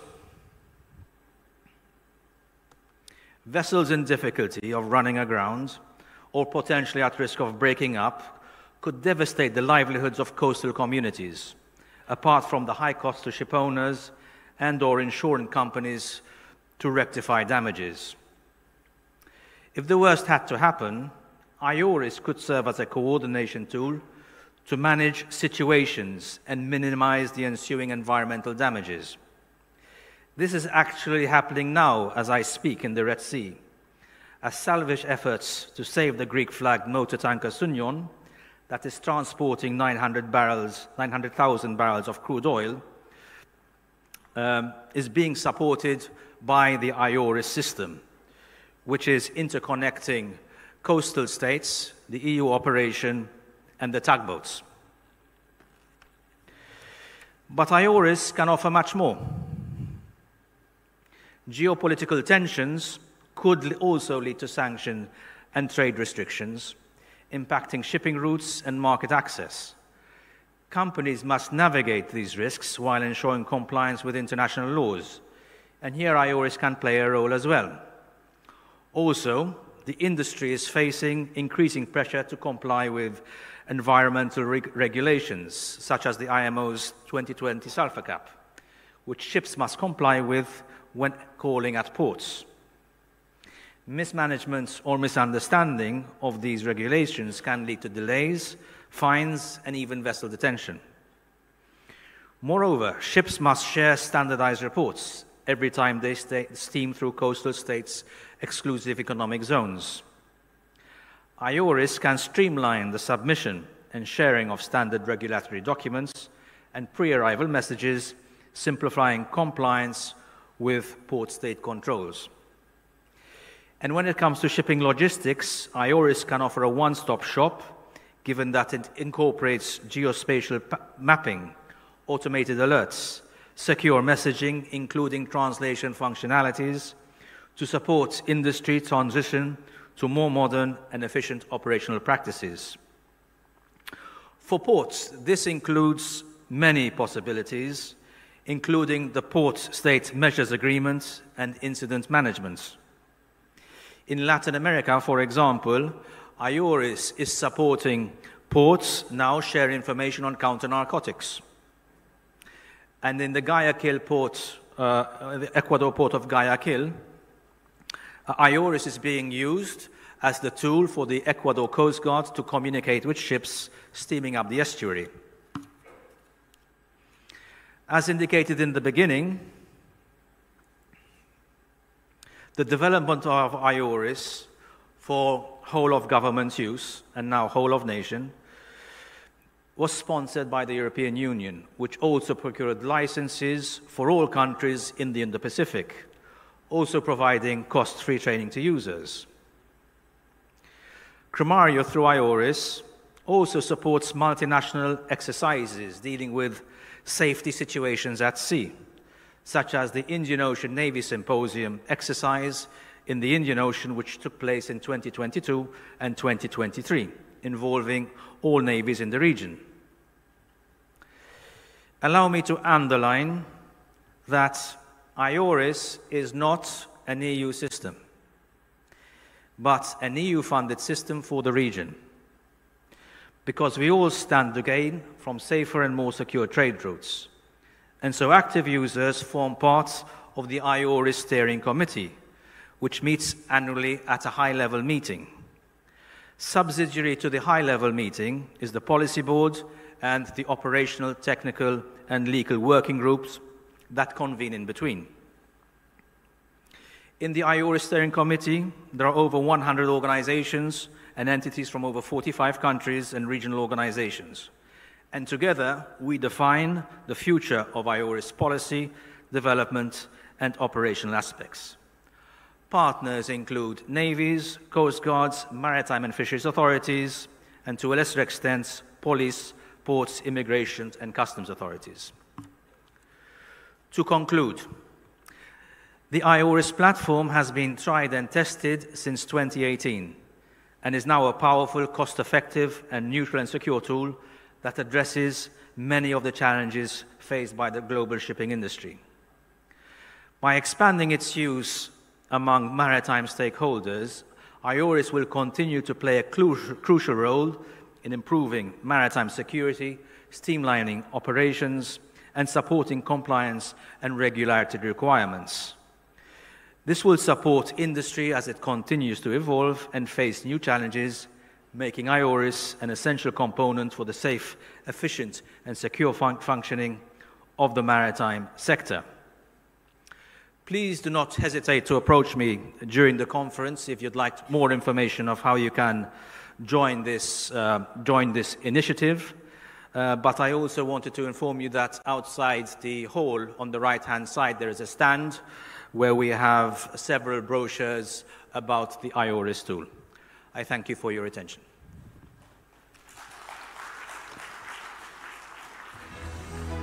Thank you very much, Martin Koji-Glotz, Director of Cremario Project. Martin presents the global shipping industry responsible for transporting 90% of the world's goods face challenges such as security threats, operational complexity, regulatory compliance, and geopolitical risks. This requires collaboration between government and industry using advanced technology for improved connectivity. The EU has developed IORIS, an IT platform that facilitates real-time communication among over 100 maritime stakeholders. By promoting collaboration on security, routing, and operational vulnerabilities, IORIS enhance maritime security, safety, and efficiency, potentially accelerating port access and logistics processes. Thank you very much. And we just got news that Mr. René Pilpi is present today. We invite to come to the podium, please.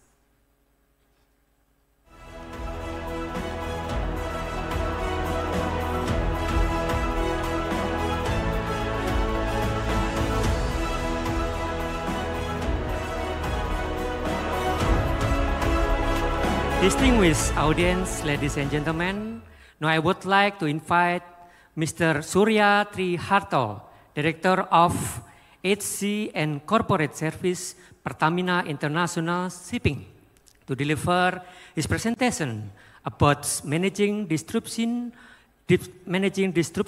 for sustainable shipping challenge in the maritime industry. The stage is yours.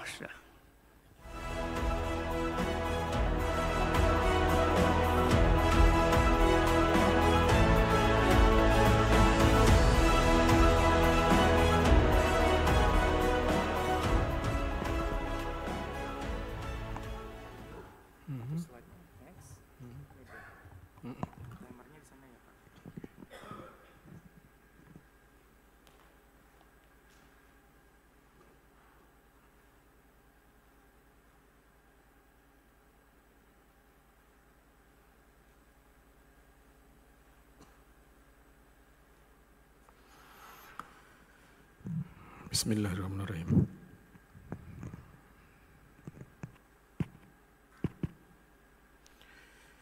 Good afternoon, Your Excellencies, Lieutenant General Margiono, Acting Lemhannas, respective guests, and ladies and gentlemen. It is an honor to stand in front of you all to share some information about us and our commitment to support the maritime industry with the sustainability initiative in the oil and gas industry. And also, I want to emphasize you also, as a supporting of oil and gas industry, we are actually a transportation company. So allow me to introduce myself first. My name is Surya Triharto. My title is Director of Human Capital and Corporate Services of Pertamina International Shipping. Pertamina International Shipping is a subholding of Pertamina.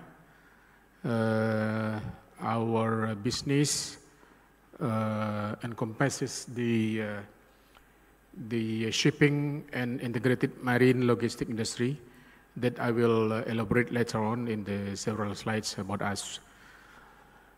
First of all, I would like to share with you the opening remarks, the issues here, that a glance for us, that maritime industry, we know all that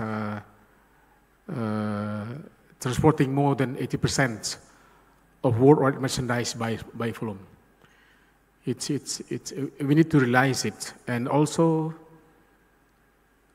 we need to understand also that maritime industry has been increasing the scrutiny over its environmental impact or environmental footprints, that then demanding more sustainable practice toward greener and responsible future. And the such remarks that I want to share with you, that maritime industry contribute 2.5% of global energy related with the CO2 emission. Although this 2.5% is, we see it as if it's a small amount, but it's not the case. 2.5% is very important, because we are also part of the transportation industry, including the aviation industry, that also land transportation industry. So we need to have responsibilities about this 2.5%.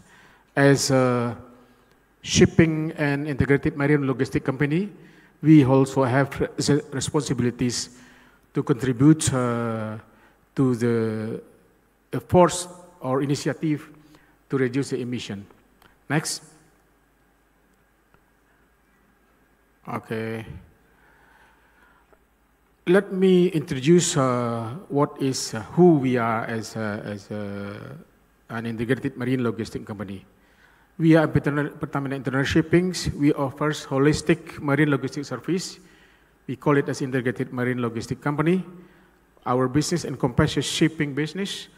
We transport product for the origin to the destination. We also have the marine service. as interface between the sea and the land. We manage the marine service, also the port and operation and services. We also have capabilities to manage port asset ownership, and also we manage logistic business, consists of the storage, and we also manage other support service, just like piloting, just like other marine service businesses.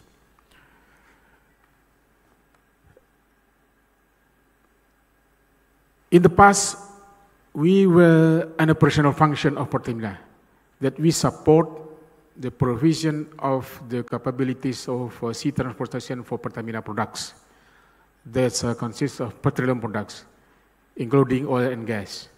But now, we are no longer an operational function of Pertamina since, I think since 4 years ago.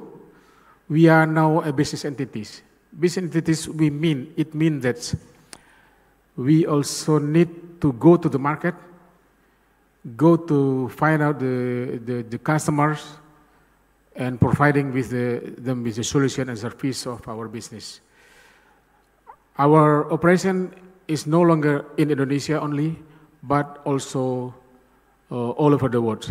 We have now at least 63 fleets operating all over the world with at least 60 international routes. In terms of Indo-Pacific, you can see that we operate also in Japan, Korea, even also the Papua New Guinea, as well as Fiji, Vanuatu, and Solomon Island, also Australia, and also we have many other destinations all over the world, including Africa and South America. So this is our business and our area of operation and distribution. In terms of, as I told you before, that maritime industry contribute 2.5% of global energy-related CO emission. We can see here that the biggest part is the power. Power mostly contributed from, we know all that's from coal, maybe. And then we can see that 16.5% is transportation industry. We separate the 2.5 into the maritime industry. So if we include the 2.5 to 16.5, it means that transportation industry contribute at least 19 to 20% of energy-related CO2 emission in the world. And I think we know all that IMO has already introduced the net zero target commitment in 2050, while in Indonesia we also have a little bit relaxation of this until 2060. But the point is that we can see here from the trajectory of the global shipping emission, if we do nothing about the global shipping emission, the trajectory will be the dotted lines. So if we do, with the current CVF, the trajectory will be the yellow lines. But we need to have a commitment to achieve the net zero target in the 2060 with the green lines. This is our commitment to also involve in the achievement of this net zero targets, regardless any relaxation we considered in Indonesia. But because of we are operating now not only Indonesia, we need to also have a full commitment to have achieve the net zero target in 2060 as introduced by IMO, International Maritime Organization. So what we have been doing so far in Pertamina and also by us in Pertamina Internal Shipping as a subholding of the Pertamina as our ultimate parent company. So we know that ESG is abbreviation for environmental, social, and governance. We have at least 10 the integration of all systems into a higher level command and control. Our engineers are working towards implementing the capabilities of the joint all-domain command and control JADC2 concept into existing and future products. Focus on building connectivity among various platforms and systems, even those not initially designed to communicate with each other for both military and security use. The goal is to develop requirements and standards for future systems to ensure interoperability, achieving interconnectivity across different systems and different domains. But this is actually it actually represents the future of a smart interoperability. Skitally designs and develops and delivers solutions tailored to the end user needs. Our core policy is to invest in capacity building for personnel and the local defense industry, as demonstrated in Indonesia. We are committed to understanding our customers' needs, providing solutions that not only support them, but also benefit on the long run. We are providing the standards, we are teaching the personnel how to use, how to deal with the problems, how to fix the problems when they occur, and we also bring some level of, or we help with industrializing countries to some extent through offset programs. Our clients, including the armed forces of the country hosting these events, this conference, and this is actually our best testament to our effective work and partnership culture. I would like to thank you for the attention, ladies and gentlemen.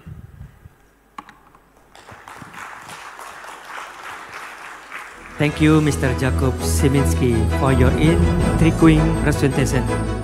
Speech summary based on the speaker, the maritime industry has advanced significantly through technology like IA, machine learning, big data, and unmanaged system, enhancing security against threats such as piracy and trafficking. Despite technological advancements, maritime security face challenges such as limited interagency coordination, fragmented communication network, and lack of real-time data sharing. How Catalyst can help? Catalyst address maritime security challenge with its universal link system, ULS, and a link product with integrated communication and data system across naval, airborne, and ground platform. Thank you very much. Excellency, distinguished participants, ladies and gentlemen, the fourth and the last speaker, Mr. Rein Pil Pedersen, Managing Director, EP Moller Singapore, PT Limited, Maersk Line Singapore, who will deliver his presentation on the sustainable practice adoption in the maritime industry. The time is yours, Mr. Pedersen.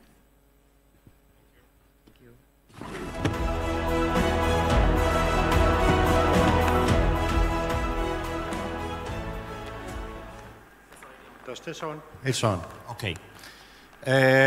I have not prepared any slides, so instead I will walk a little bit around.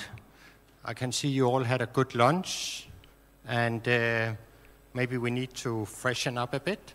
So I'll try to be a little bit more active. I will also keep my intervention short, relatively short.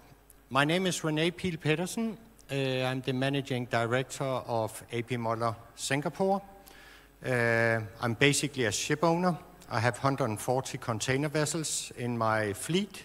They all sail under Singapore flag, but they operate globally, basically in all geographies. Briefly on Maersk, we are a company that has been around for 120 years. We are family-owned, family-controlled company. Fifth generation is of the family is the chairman of our company. We are originally established in small, tiny Denmark in Scandinavia, small country with 5 million inhabitants. But today we are a global company. We have 100,000 employees. We have 700 vessels in our fleet, and we operate more than 70 ports around the world, basically in all geographies. Here in Asia, we have port terminals in Malaysia, in Thailand, in Vietnam, India, Japan, China, and a few other places. Finally, apart from being in shipping and in port terminals, we are also in logistics. We are on the land side. So we operate and own land transport. It can be trucking, it can be rail, it can also be last mile, small three-wheelers in countries like India. We have our own cargo planes, we have warehouses, we have logistics hubs, cold storage, etc. So we are what we called an integrated logistics company. My colleague from Pertamina mentioned that shipping is emitting around 2.5% of the global CO2, of the global greenhouse gas emissions. But actually, if you look at the total supply chain, we are closer to 11%, because very few goods are just being moved from port to port. Often they come from some sort of inland destination and end up in another inland destination. For some products, they will even end up several times in the supply chain. You know, if you tear a pair of Nike shoes, you will see them wherever you buy them. You may see they were produced in Vietnam, and they may be consumed in the US or Europe or here in Jakarta. But actually, a pair of Nike shoes will most likely has been 2 times around the world before you actually find them on the shelves, because it's many products that are combined. It's textile, it's plastic, it's a lot of things. So it's a long supply chain. So when we talk about CO2 emissions in our industry, it's not just the 2.5% that we focus on, it's actually the 10-11%, because that's the challenge that we are dealing with. My colleague from Pertamina also mentioned that the target to be at zero emissions level for Indonesia was 2060. IMO is 2050. In Maersk, we aim at 2040. And it's not only for shipping, it's for the entire supply chain. It's for my port terminals, it's for my warehouses, it's for my trucking, it's for everything. So it's a huge task for a company like ours. And it adds a lot of complexities to me and to my colleagues' life. So why do we do it? We do it because it's in our DNA. As mentioned before, our company has been around for 120 years. We want to do good, we want to contribute to society. We also want to make money, because otherwise we are not here tomorrow. But basically our foundation, the mission we have as a company, is to do good. Decarbonization, that is something that are demanded by the people on the street, all our fellow citizens. Also in this part of the world, we have experienced extreme weather. I just arrived from Vietnam this morning. If you go to North Vietnam, you will see a lot of trees that has fallen over after Typhoon Yagi, the strongest typhoon for many decades in Vietnam. Here in Indonesia, from time to time, we experience flooding. So these are things we need to address because it's important for society. It's also important for governments, so it's high on the agenda with governments. And then, of course, it's high on the agenda with my customers. So that is why we take this task very seriously. As mentioned before, our target to be decarbonized is by 2040. And 2040 sounds like a long time away. I have a bit of gray hair. I may even have retired. But actually, what you have to remember is that the assets that I buy today, especially the vessels, they will be around for 20, 25 years. So when I buy a vessel today, that vessel needs to be a part of the solution, because that will be on the high seas in 2040. So we actually, in our company, we took delivery of the first ever built container vessel powered by green methanol 12 months ago. It was a small vessel. I wouldn't call it a test vessel. It can still carry 3,000 TEU, 3,000 containers, but nevertheless it was a small vessel. And in the last 12 months we have taken delivery of a number of bigger vessels, around 16,000 TEU vessels that will be sailing between Asia and Europe. So far, so good. I also saw my colleague from Pertamina was not very optimistic on green methanol. He had done some calculations on sizes of tanks, etc., and prices of methanol, and he's right. It is a challenge. But this is a chicken and egg situation. We cannot, as an industry, allow ourselves to procrastinate. We need to move forward, and we need to test some technologies. Will we make some mistakes? Yes, definitely. But if we learn from the mistakes, it has actually been worthwhile. So, but I hope not that our green methanol will be a mistake, but it's not without challenges. But actually my main concern is actually not the size of tanks. The fuel price, yes, to some extent a concern, but I think this is more about scaling the production. But the biggest problem is simply availability. We cannot procure all the green fuel that we need today. So, so that's an area that needs to be entertained more. I always find it's a pleasure to come to Indonesia. And actually, as I flew into the airport this morning, I could see there was a lot of farmland, etc., a lot of biomass with some wind turbines and some solar panels. Actually, Indonesia could be a big producer of green methanol. It will not be only methanol. There will also be other fuels. We will test down the road the first ship engines for green ammonia is being manufactured as we speak. We will probably see the first ones in the market in 6-12 months. And that is probably also a fuel that would be tested along the way. It's a very interesting fuel because there's simply no carbon in it. On the other hand, it's highly toxic. So it's a very tricky fuel. So that is my main concern. It's really the availability of fuels.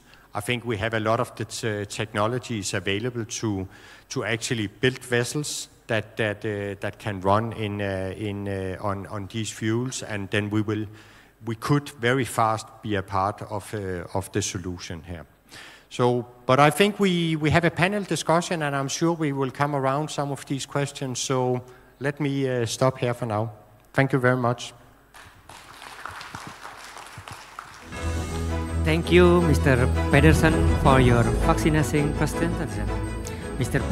Pedersen gives speech about to understand how multinational cooperation in the maritime industry adopt sustainable shipping practice. We can look at 3 key areas: ecological, human, and economic health.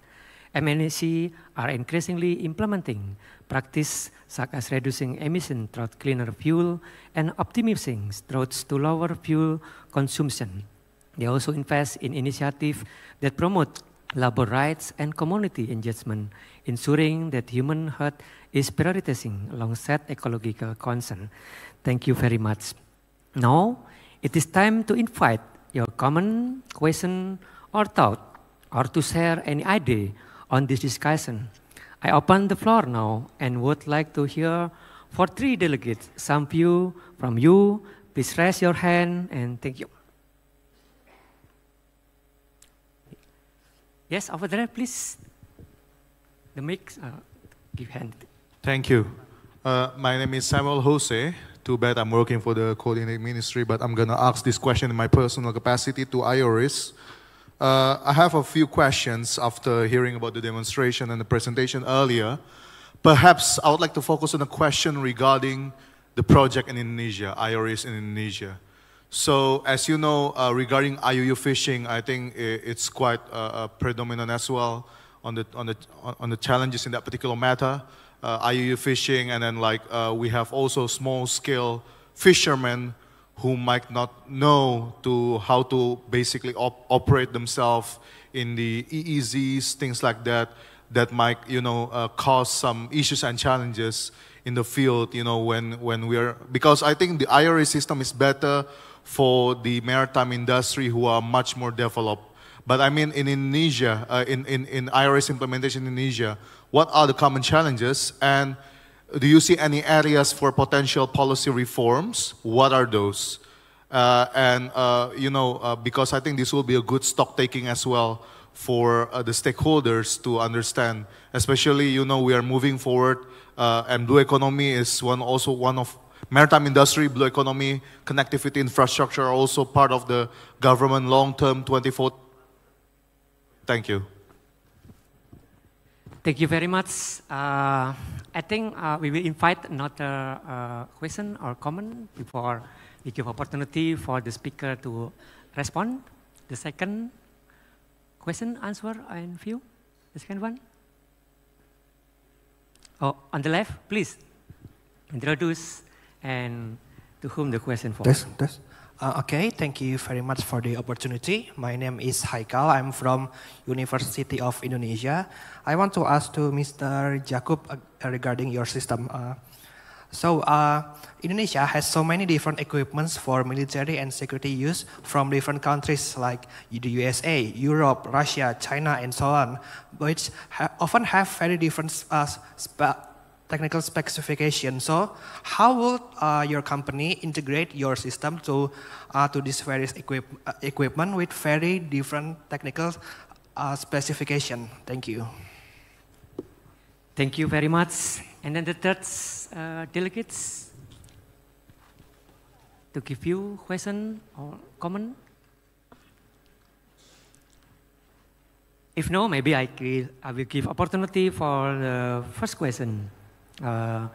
This is about the demonstration project in Indonesia and EU fishing challenge and small-scale fishermen related with the operation and EEZ, and also issue of challenging stakeholder to others, especially for the ecosystem of blue economy. The first speaker, please, Mr. Martin Kosil-Eichlet, Director of Krimario. So thank you very much for the very pertinent question. So I'll repeat once again that IORIS was created to interconnect the maritime domain, to provide interoperability, originally just for governments, government agencies, but now we're looking at the maritime sector as well, because ships at sea need to be able to interconnect with coastal states. Now, the question you raise is IUU fishing, which is an extremely important subject. And I was formerly in the UNFAO as a MCS consultant.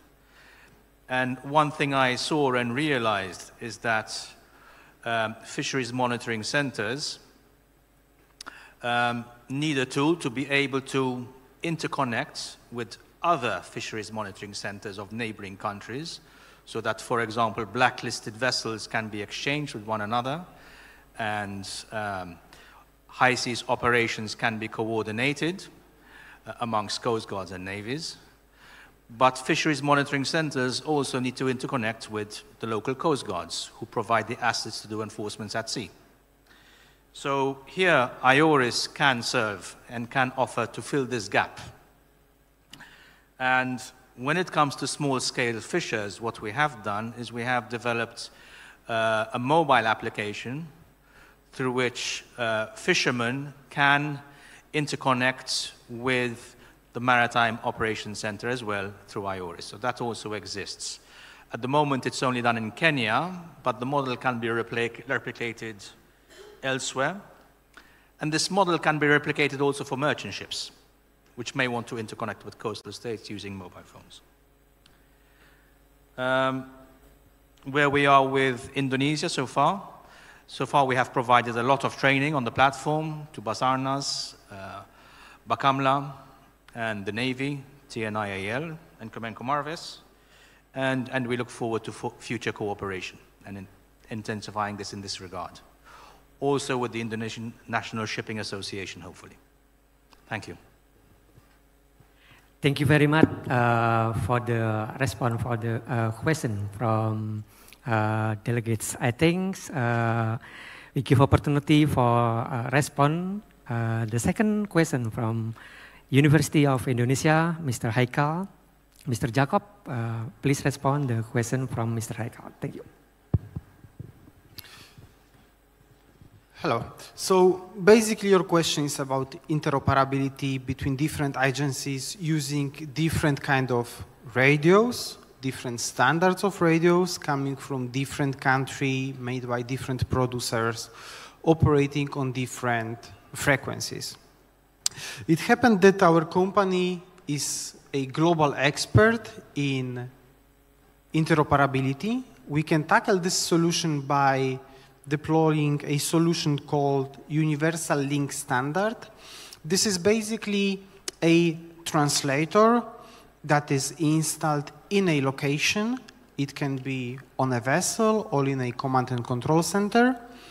That device gathers the information from different assets that are operating currently in your country, and then translate the information from one asset into another asset in the language that that asset would understand. For example, you may have some fighter jets operating on link 16. You may have also some other assets operating on their own link from their country. So what we do, we actually have this ULS device that gathers information from both sources. It translates into the language that is understand for, let's say, fighter jet and for the naval vessel. Our company has actually deployed over 150 ULS installations in various configurations for the various users. Most of them are in the Navy, Army, for their ground and airborne assets. Thank you. Thank you very much, Jacob, for the response that US China and technical specification that's different agency standard, universal link standard in vessel and also control center. Distinguished delegates, ladies and gentlemen, maybe I still give one more opportunity for delegate to give maybe question or comment or maybe confirmation, something like that. Yeah, over there, please. Yeah, introduce and also the question to whom for. Thank you. Thank you for this opportunity. My name is Molidia for Defense University. I want to ask a question for Dr. Martin. Given the diverse range of stakeholders, varying capacities, and sometimes conflicting interests among Indo-Pacific nations, how does Crimeria, especially IORIS, plan to ensure that its efforts in information sharing and maritime domain awareness are both inclusive and sustainable? Specifically, how will Crimeria and IORIS address the challenges of data sovereignty, cybersecurity, and the differing levels of technological infrastructure across the region? Thank you. Thank you very much, Mr. Martin. This is an opportunity for the second time to respond to the question. Please, time's yours.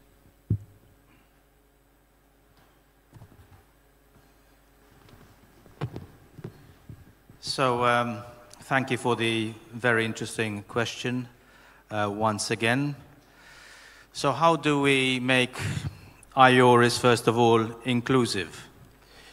As I have explained, the EU has set about developing this network across the Indo-Pacific, now including some 45 countries. And we bought licenses for all the countries. And we cooperate with all like-minded countries, to be clear. In Latin America, the Pacific, Southeast Asia, South Asia, and the Western Indian Ocean. So we invite all the participants to join these virtual groups that we create. A virtual group is something like, to give an example, on WhatsApp, the social media platform, you will create a group. It's the same philosophy, and whoever administers the group is responsible for ensuring that information is exchanged only within these groups. So we create different groups for all the regions. They can be thematic or they can be geographic. And once we train agencies on the platform, then they participate in these groups. And every so often we bring them to regional meetings to share their experiences on the tool. Concerning sustainability, by providing this common tool for all the different organizations to plug into, what we have done is provided a cost-effective solution, because the alternative is that if everyone creates their own information exchange system, first of all, they can't speak to each other, and if you wanted to make them speak to each other, that comes at a very high price. So by providing this tool, by the EU sponsoring this tool, it has provided sustainability, and the EU intends to continue to sponsor this tool as long as partners are interested in using it. Cybersecurity challenges. These will always exist with whatever system you create, and we ensure that the system is secure up to law enforcement standards. If you don't use IORIS, to be quite frank, which offers a common operational picture, what would you use? You would use email, and you will use other social mobile phone applications, such as WhatsApp, such as Viper. So what we provide is an alternative, which is much more secure, user-friendly, and provides also dynamic maps included in the chats. So it's a step up above what the alternatives are. Thank you for the question.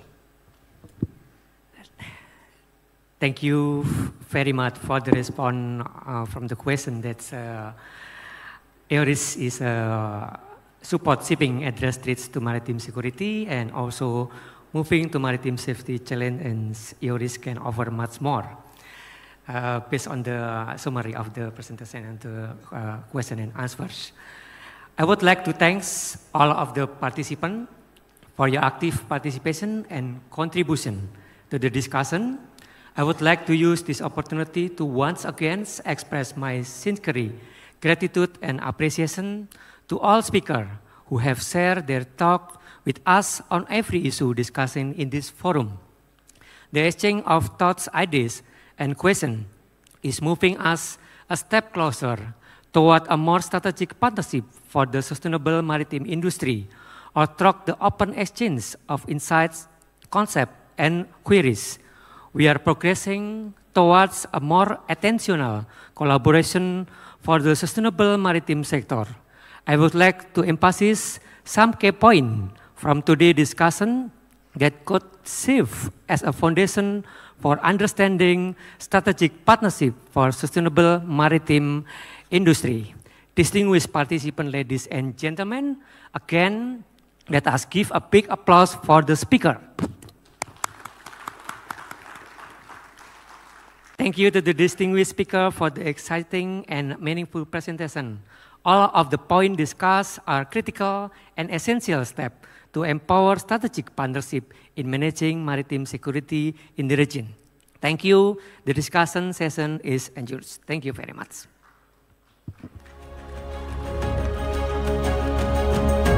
Ladies and gentlemen, please give a round of applause to our moderator and speakers for plenary session 2. For next, we would like to have token of appreciation to the speakers and moderator of session 2, then followed by group photo session. Therefore, may we kindly invite to the stage the interim governor of Lemhannas, Lieutenant General Eko Margiono. Please kindly take your place to the speakers and also the moderator of session 2.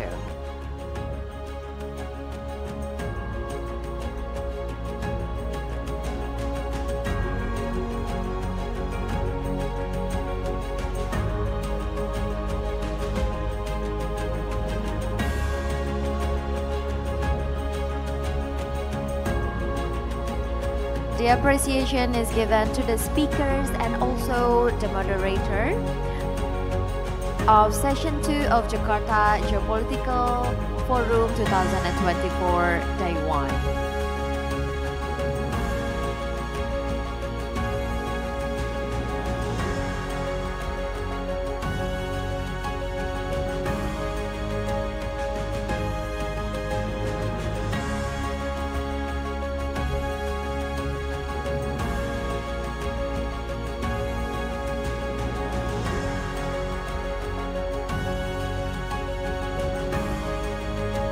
And the last appreciation is given to the moderator who lead the session wonderfully.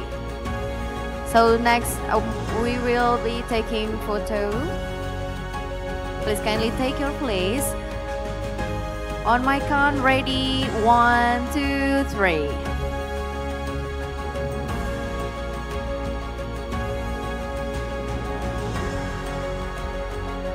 Thank you very much, and you may kindly now return to your seat, ladies and gentlemen.